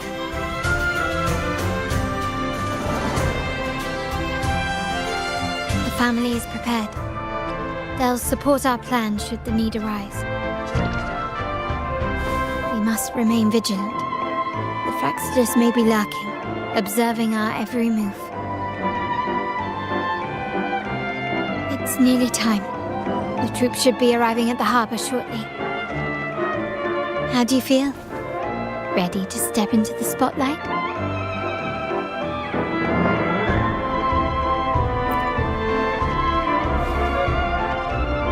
Excellent. We have the skills. Now it's all about improvisation.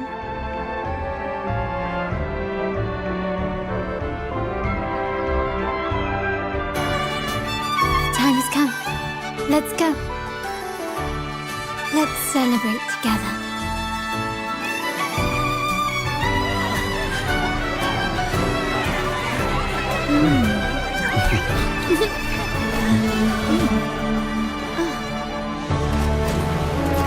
When freedom is unchecked, the insidious evil of division takes root. People of the center, do not lose yourselves in these fleeting pleasures. Remember what unites us all.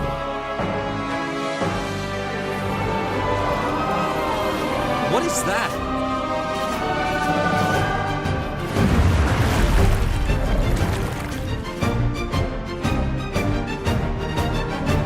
Friends!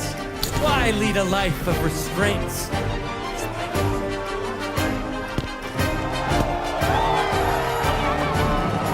Why not live like there's no tomorrow?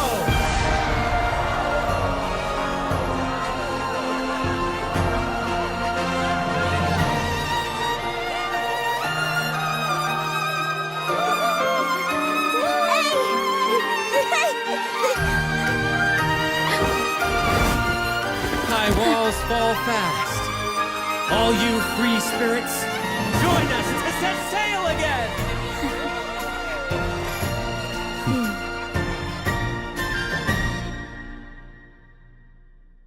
That woman.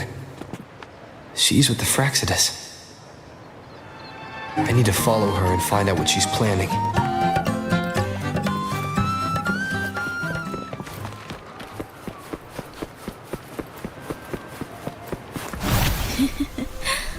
Right this way.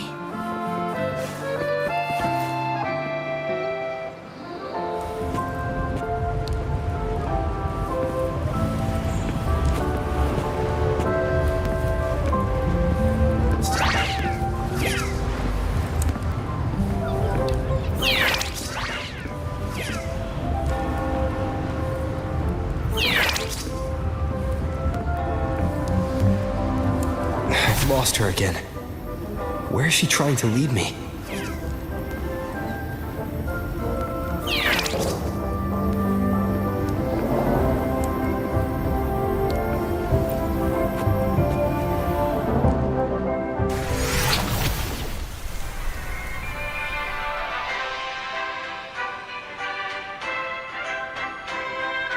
Ah, we've arrived. Such a small world, isn't it? Oh, what an honor to be remembered. Let's continue our conversation somewhere lively and grand. A place worthy of the Carnival, not some dreary, dull corner. Decadence, indulgence. That's the Carnival. A vivid daydream and grand illusion for all.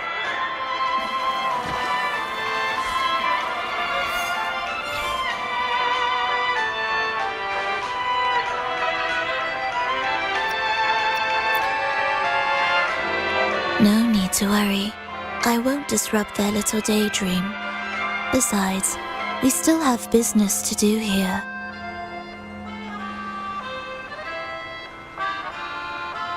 Now that you know what makes the Sentinel so unique, you should know we seek the same thing.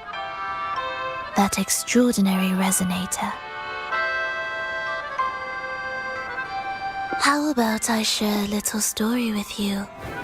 A gesture of goodwill for our cooperation. Now, patience is a virtue.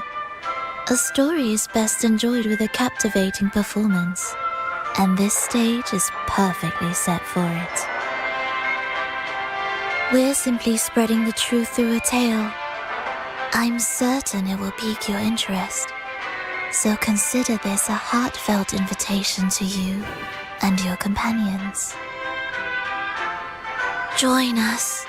Pour your essence into this endless play, and use your humble strength to defy the raging current of fate.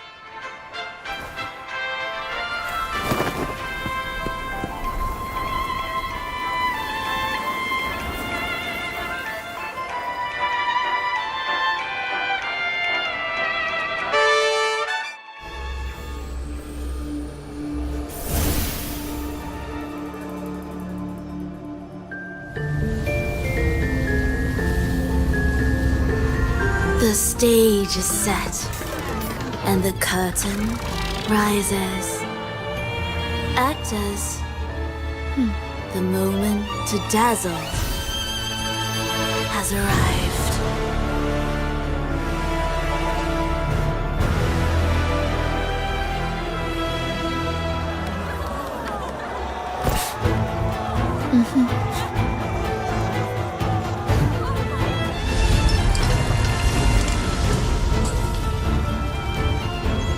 The magic is ready to unfold.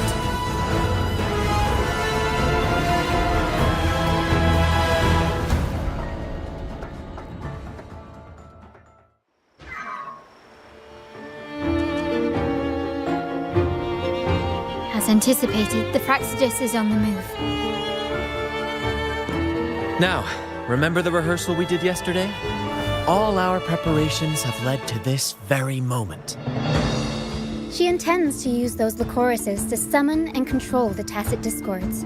If we destroy the Lycoruses, we can neutralize them.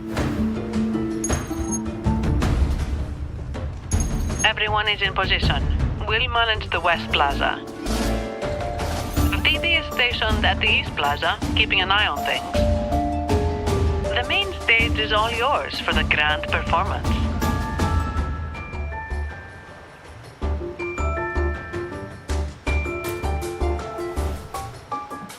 I'll take care of the lighting and create the mood to make the performance stand out. Leave that to me. Ready? The spotlight will be on you two.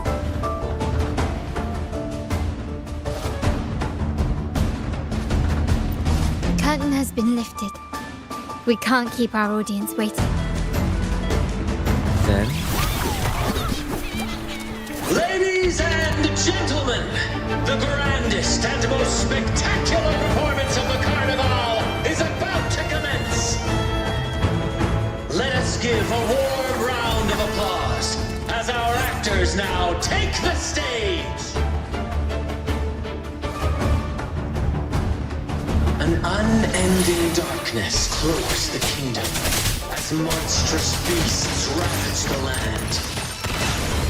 The Holy Maiden has been captured by the Demon King, and chaos descends. But lo, two valiant heroes step forth, accepting the Minister's quest, vowing to vanquish the beasts and rescue the Holy Maiden. Swift and resolute.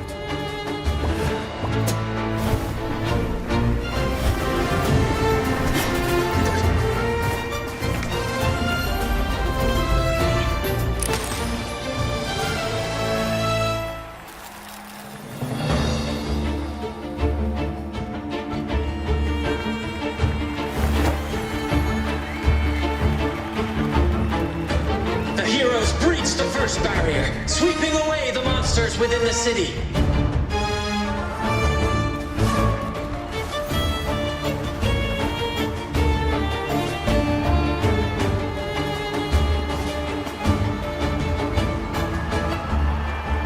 Now, they advance toward the Demon King's castle, where peril awaits at every corner. What trials lie ahead?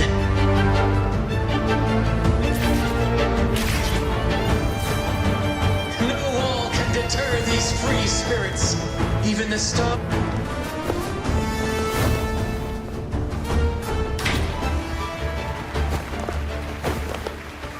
Exercise caution.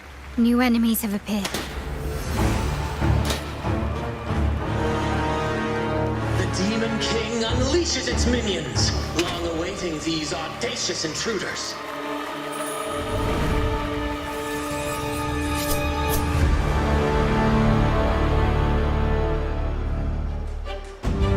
Leave it to me. Fight these shadows one with the sounds.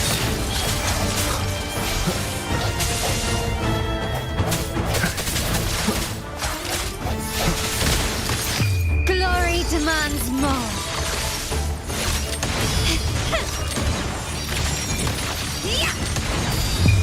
A new era awaits. Still recognize me?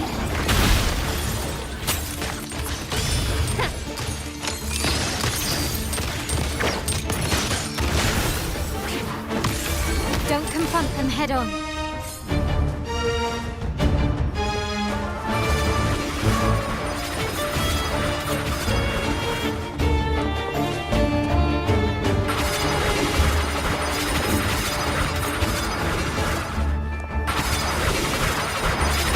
Is that it?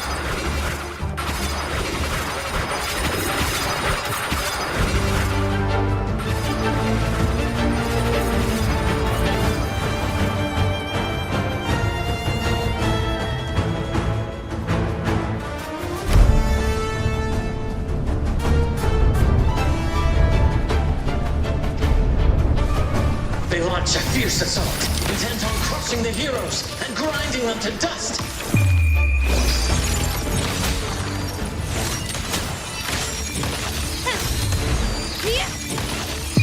In the name of the Montellis. Still recognize me? Swift and resolute.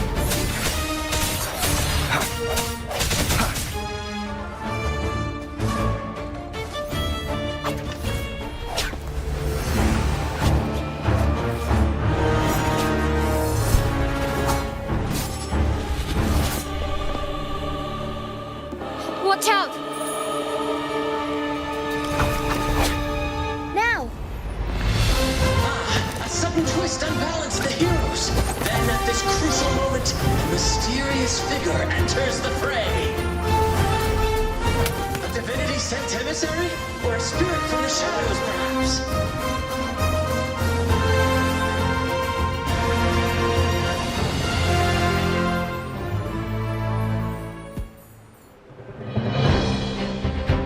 She seems moved by their passion and righteousness. See her join the heroes' ranks.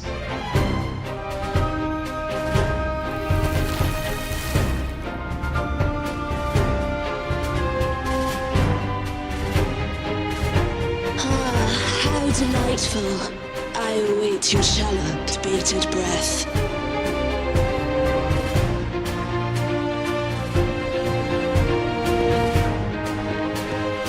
It seems the Demon King anticipated the hero's arrival and has gladly extended an invitation.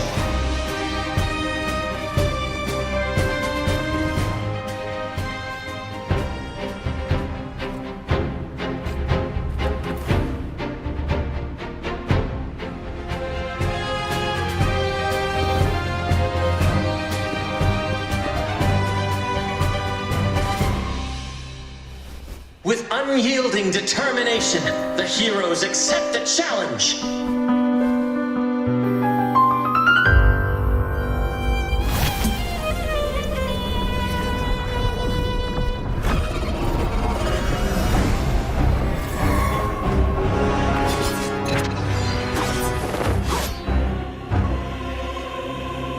The Demon King reveals itself at last, exposing its hideous visage and sharp fangs. The final showdown is nigh! The Demon King summons its foul army, poised for a climactic battle with the heroes. The victor will soon be revealed.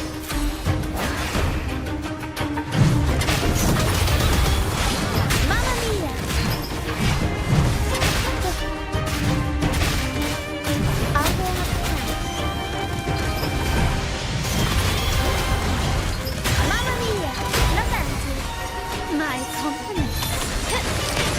Found your weak spot.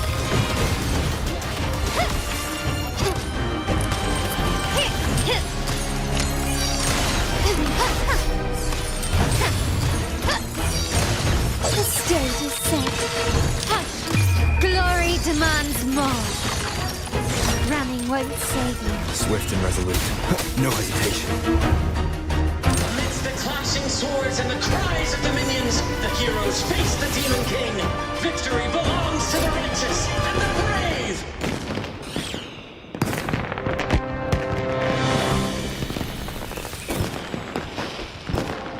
And now, we await the Holy Maiden's return. And so we arrive at the happily ever after, yes? But we do not live in a fairy tale. There is no playwright to script a happy ending for us. What lies behind the curtain is but a cruel jest, a dark satire.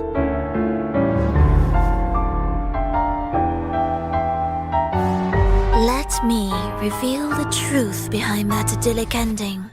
The Holy Maiden has long succumbed to darkness, drawing power from a heretical force and leading her people into depravity. And the minister, having uncovered this truth, has vowed to root out this corruption himself.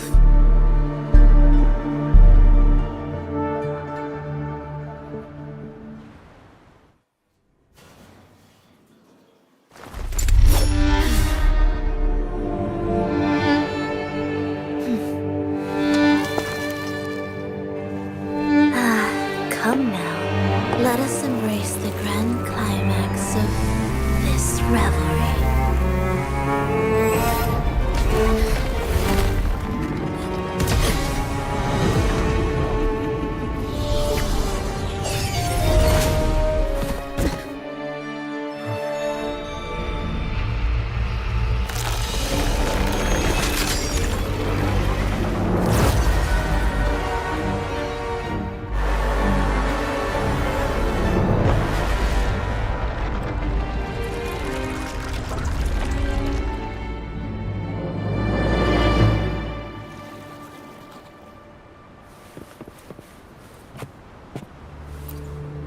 Seems we've received another invitation.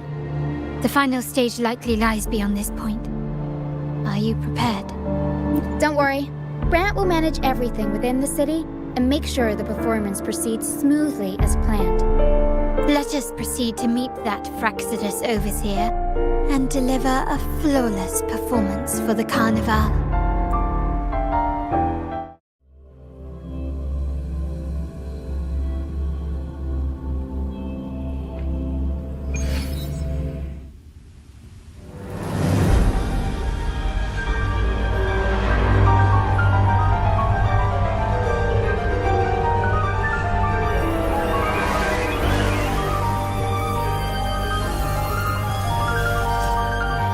The wildcat has sounded thrice, and the hedgehog four.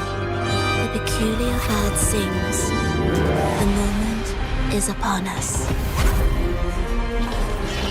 O benevolent sorceress of realms unknown, I summon you. Grant us the just prophecy, and may fate favor us all.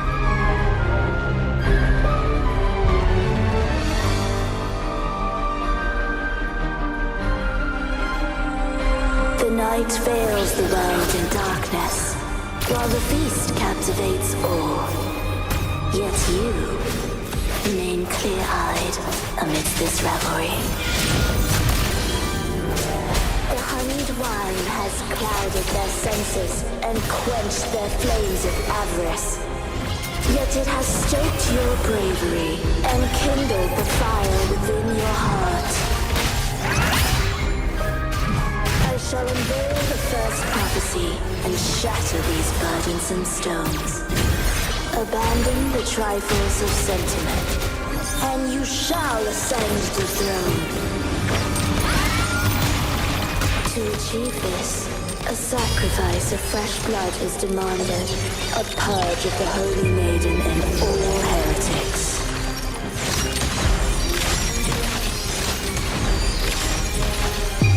A new era awaits. My king, what halts your advance? You have already tainted your feet in the river of blood. There is no retreat. The path born of injustice must be fortified with further transgression. The soul must be steeled in bitterness. Thus, I unveil my second prophecy to dispel all illusions. No mortal shall inflict upon you even the slightest harm. And assuredly, you shall find favor with your people.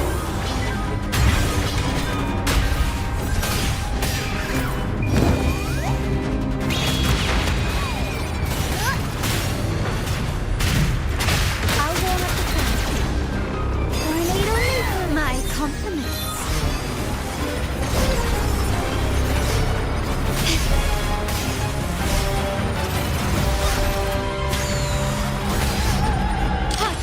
Take this!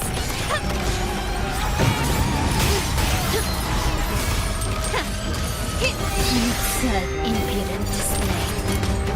Swift and resolute. Moment of resonance.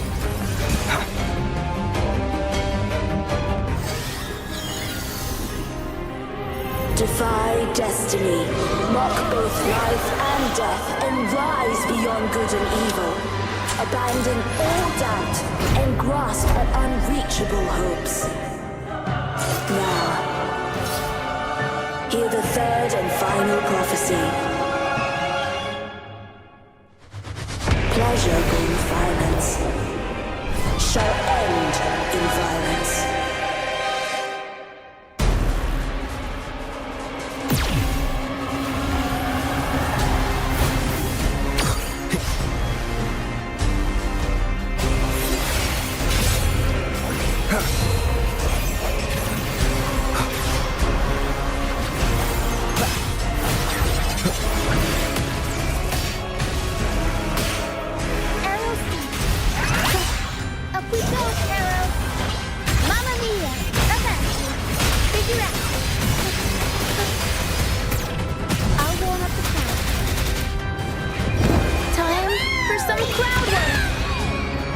My compliments.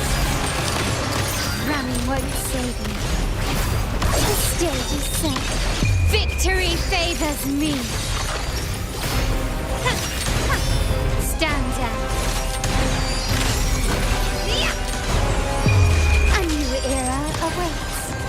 Still recognize Swift me. and resolute. Strike the shadows. The hour is upon us.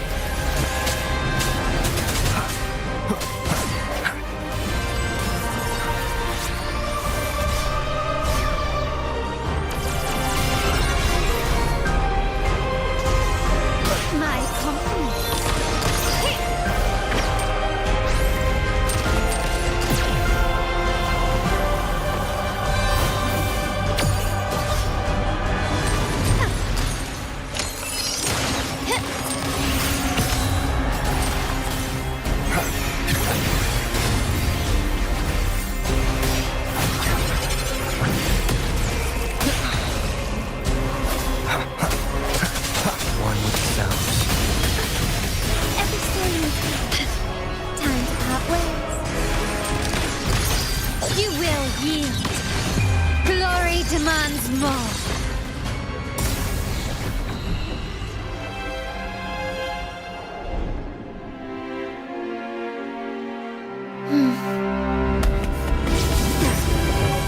What a pity. The prophecy says the king will not take his final bow in this act. Reality beckons. Have you glimpsed the truth in this dream? 2 prophecies fulfilled, but the third? I await to see how you will rewrite it.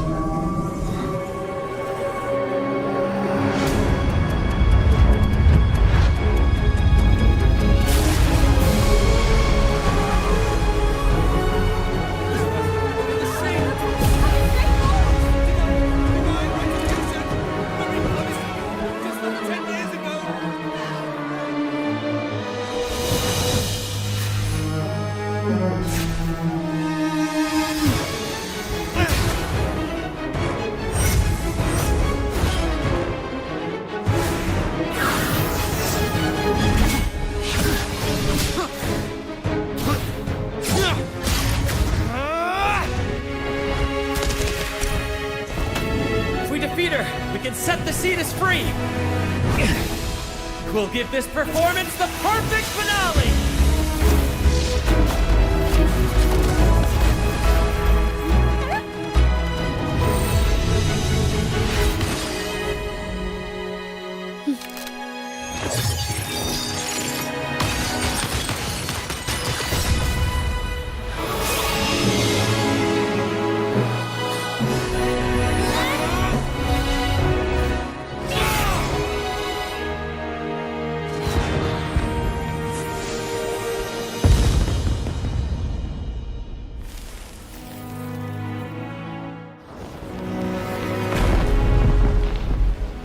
Splendid performance. It's almost time for the final bow, but the symphony between us has only just begun its overture.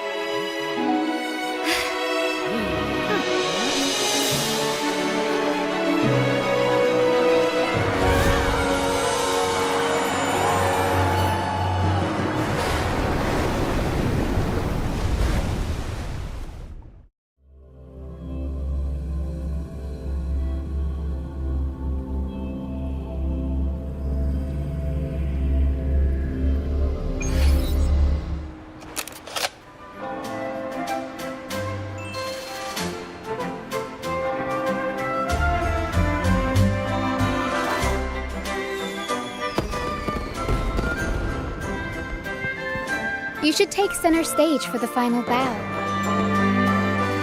Hear that? The thunderous roar of applause. Ah, it has been far too long. This is the true essence of the Carnival. At last, the crisis has been resolved.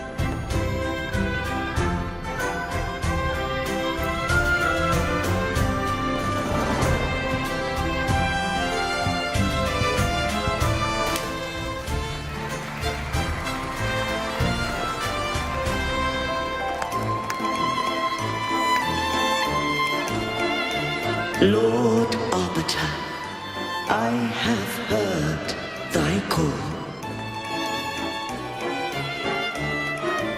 I have awaited thee for what seems like an eternity.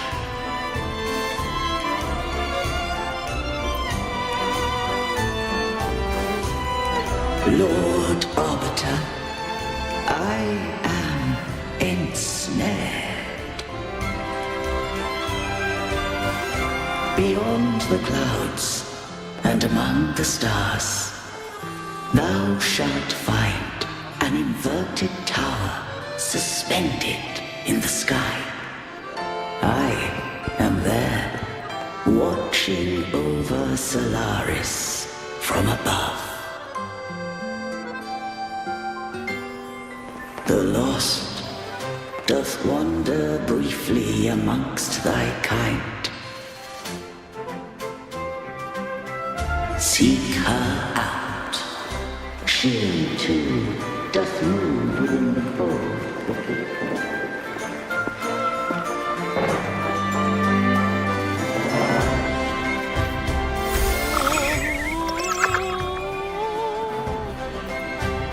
Wind, guide me.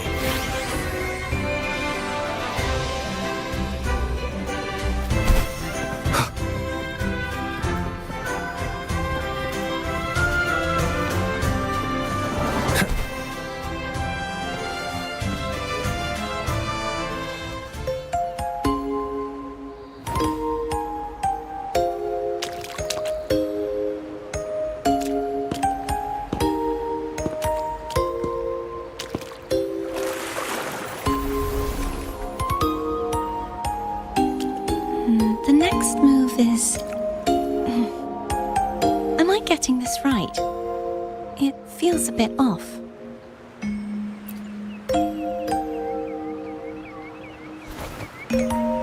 You are...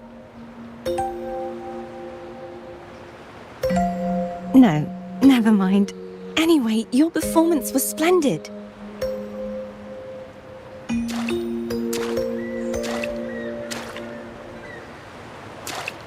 I'm here for the carnival as well. It's been ages since I've seen something as grand as this. I love hearing the laughter and cheers of a crowd, no matter the occasion. Kind stranger, could you show me those final steps from your curtain call?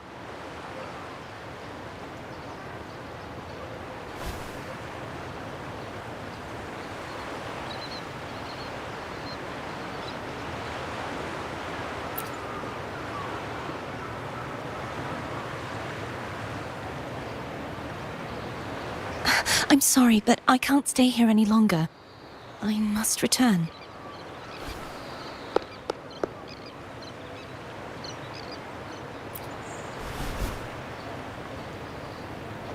My name? It's...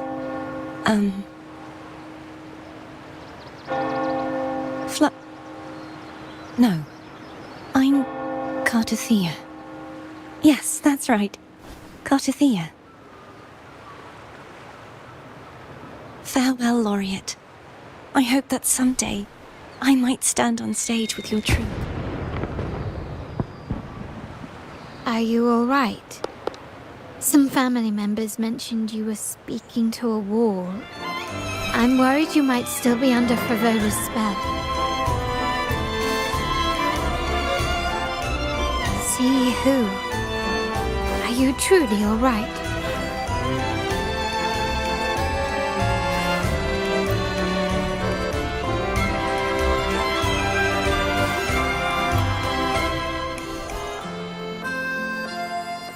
Cartothea. I'll make a note of it. If she was indeed here, she is likely still in Raguna. I will have my family start searching.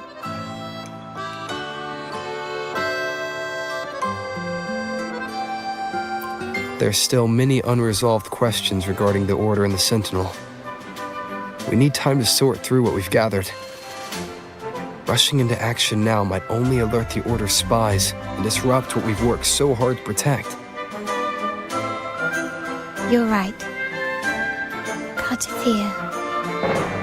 I will have my family find out more about her. If we find out anything, I'll contact you, and we can discuss our next steps together. Until then, as you suggested, let's keep this carnival going.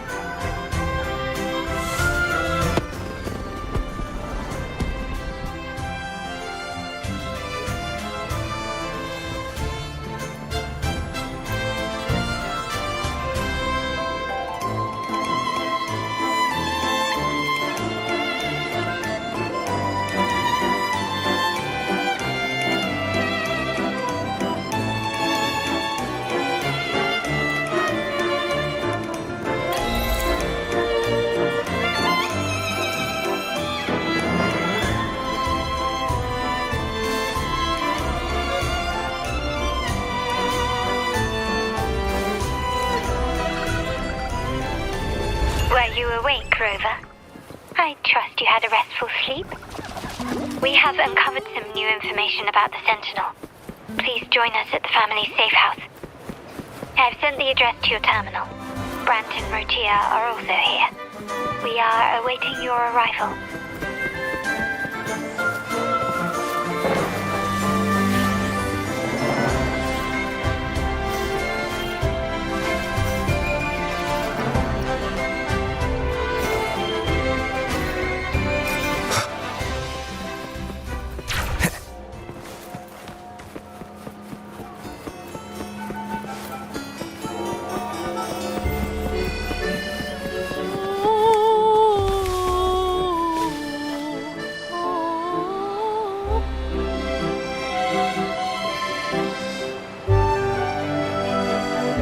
Raise your glasses! Shout it loud, friends!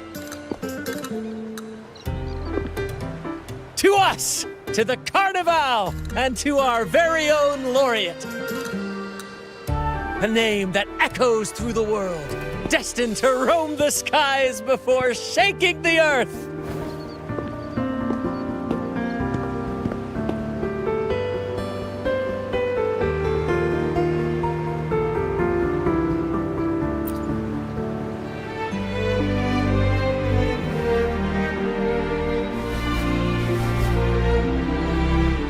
Don't be fooled by how he looks. Brant is already deep in his cups, drunk as a skunk.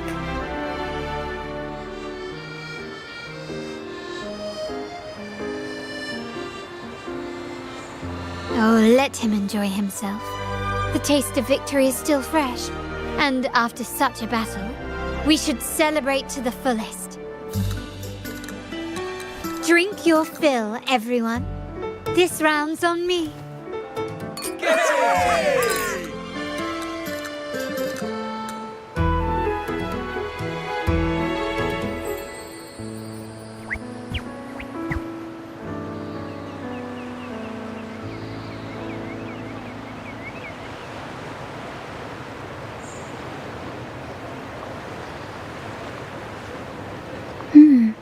I see someone's been eavesdropping.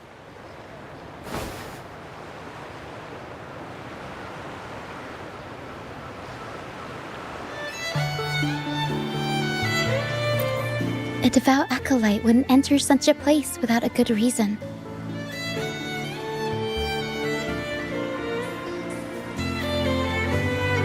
The Montelli family is known for its hospitality, but freeloaders will not find us so welcoming. Friends, let's keep the mood lively.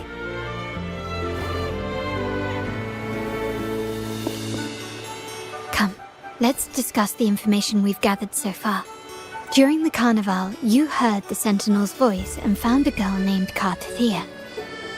We've dug up some information on her. In the Order, every high-ranking acolyte is given a new name. We contacted the acolyte Phoebe. After some digging in the Order's records, she confirmed that before taking on her holy title, the Blessed Fleur-de-Lis was called Kartathea. But the Blessed Maiden, she martyred herself 20 years ago. The family will uncover the truth. The only remaining clue is the inverted tower you mentioned hearing about from the Sentinel. But even that feels elusive. Judging by your expression, you must have discovered something new, right? Do you recall what we learned from the stained glass in the tower ruins? There were two divinities at the dawn of Rinascita. If one refers to the Sentinel, then the other, who could stand alongside them, might be the Threnodian. The two are undoubtedly linked, so uncovering one could lead us to the other. Remember Gilberto from the Physalia family? It took a lot to get him to talk, but we finally got some information from him.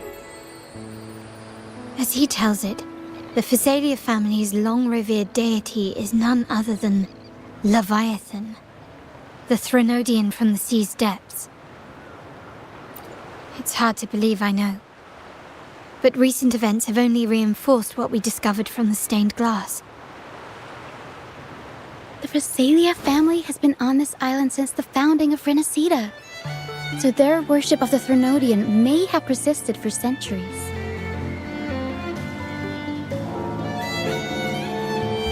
We will attempt to establish contact with the Phasalias to build an alliance and gather more intelligence. Rest assured, negotiation is what we do best. If necessary, we'll present them with an offer they can't refuse.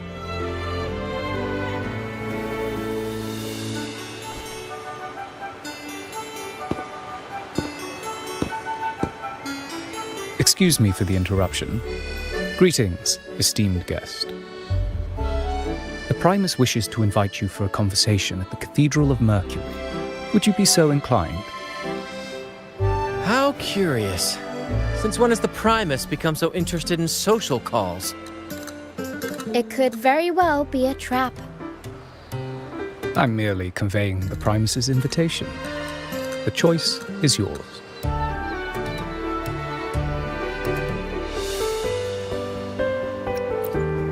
Remember, you're not alone. If anything happens, just let us know.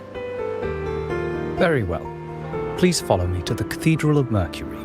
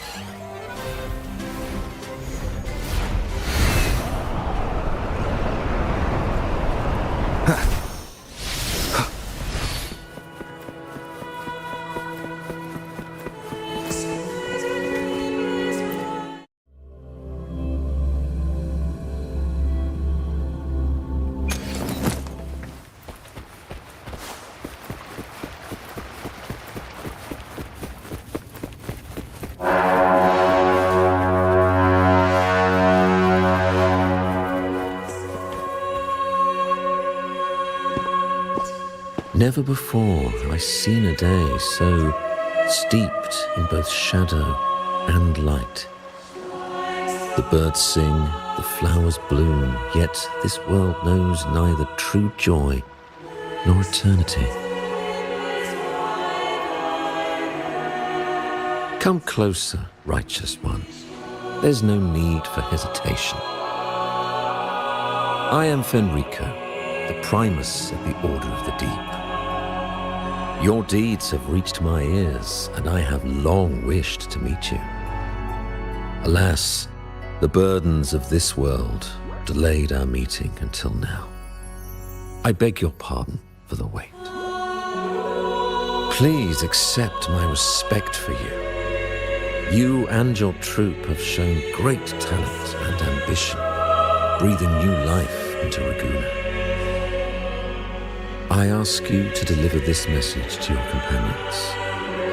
From this day forth, the troop shall have permanent rights to perform within the city. All mortals stumble, but through pilgrimage, they have cleansed their souls and atoned for their transgressions. They have earned their right to return to this divinely blessed land. I understand that questions weigh on your heart. In the presence of a just divinity, speak freely, and I will answer with all the honesty I possess. By the great Sentinel Imperator, I swear to you, there shall be no deceit in my words. You have walked a path similar to theirs. Indeed, you have the right to meet them. However, due to the dark tide 2 decades ago, The Sentinel's body was gravely wounded and remains in a state of recovery.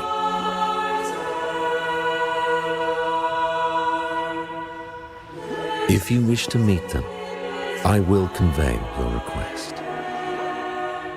I see the thirst for truth in your eyes. It is clear that doubts still linger in your heart. Please, voice your concerns. Fleur-de-Lis. She was the emissary of the Sentinel, and we are grateful for her contributions. 20 years ago, during the Dark Tide, she sacrificed herself to seal the calamity. She fulfilled her duties in this world and returned to the divine embrace. Do you know how the Dark Tide came into being? In Rinascita, wars were waged in the name of faith, tearing apart the Sentinel as our faith divided, weakening their divine power. The Dark Tide's true essence is the divine blood shed from the Sentinel's wounds. That tragic past left deep scars, and with their divine power drained, they could not prevent the Dark Tide's surge 20 years ago. The Blessed Maiden chose to martyr herself. She once again resonated with the Sentinel and, through her sacrifice, restored some of their divine power, bringing an end to the Dark Tide. Yet, the Sentinel remains in a state of healing and still requires a mortal representative. Following the Blessed Maiden's departure, I was granted new authority to cleanse the aftermath of the Dark Tide. I received the divinity's blessing and became the new Enlightened One. By their will, I fulfill the tasks left unfinished in this world.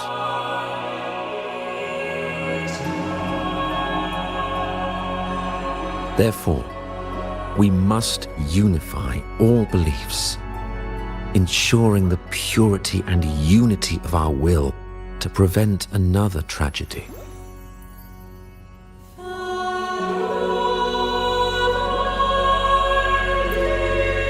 He said she once again resonated with the Sentinel. Was that really a second resonance awakening? Sentinel Jue had a trial with Genshin, but my permission was needed to transfer the Sentinel's power.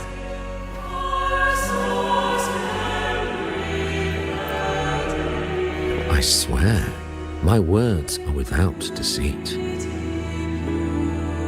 I see in your eyes that you have walked further on the path of justice than I anticipated.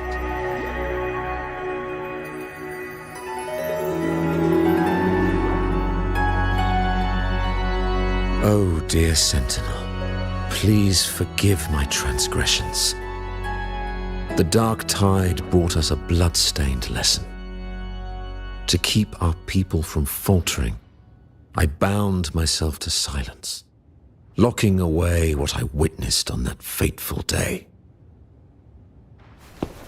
Fleur-de-Lis, the unrighteous, deceived us all. She was not the Blessed Maiden chosen by the Sentinel. The true Maiden has yet to reveal herself.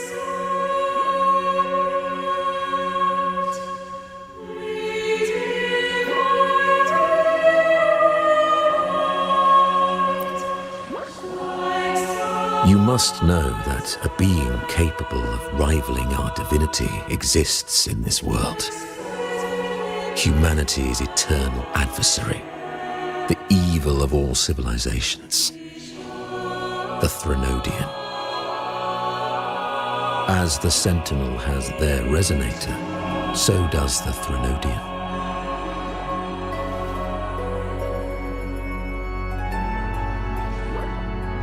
Fleur-de-Lis was shaped, both body and spirit, by our ancient enemy. Her actions were intended to plunge this city into fear and chaos. This is the truth I witnessed. Fleur-de-Lis was the Threnodian's resonator.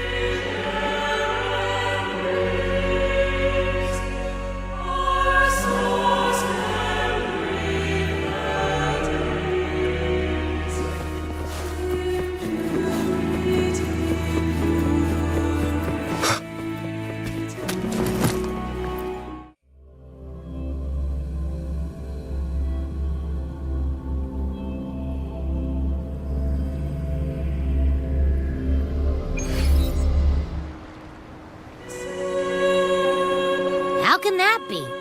That blessed maiden. Could she really be the Threnodian's resonator? What if the Primus's words were a bunch of baloney? But we saw Cardathea following the Sentinel's instructions. They wouldn't mix up their own resonator, right? Now my head hurts. Who was she really with? The Sentinel or the Threnodian? Well, probably won't get any more answers from him. All the clues we've gathered so far point to the Threnodian, and the Phasalia family worships the Threnodian. We'll have to wait for Carlotta to arrange an audience with them.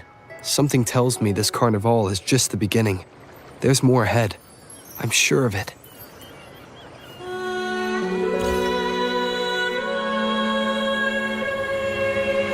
Frolova, you do have a knack for indulging in pointless little chores. Why, there's no rule against an actor making good use of the intermission. Besides, I haven't disrupted your arrangement, have I? The one from a faraway land who discerns the truth dares to raise their sword against the divine. In response, the slumbering gods break free from their shackles, revealing their true forms. The possibility of the second resonance awakening is now a certainty, so we just need to see if that special resonator truly exists. Was the Blessed Maiden a resonator for the Sentinel or the Threnodian? Or both? If so, a resonator capable of wielding both powers. I am eager to see how this story ends. Cristoforo, if you don't want to spoil the next act, I might have to give your carefully crafted plot a little nudge. Speaking of which, that rover shines brighter than anyone else in your play. Do you find him interesting as well? Frolova, it seems we walk different paths. I don't share your fondness for that sort of puppet theatre. I merely place the characters on their stage and they act out their fates, driven by their own volition. To remain courageous amidst absurdity. To pursue a spark of divine grace. This, to me, is the truest essence of humanity. Don't you think?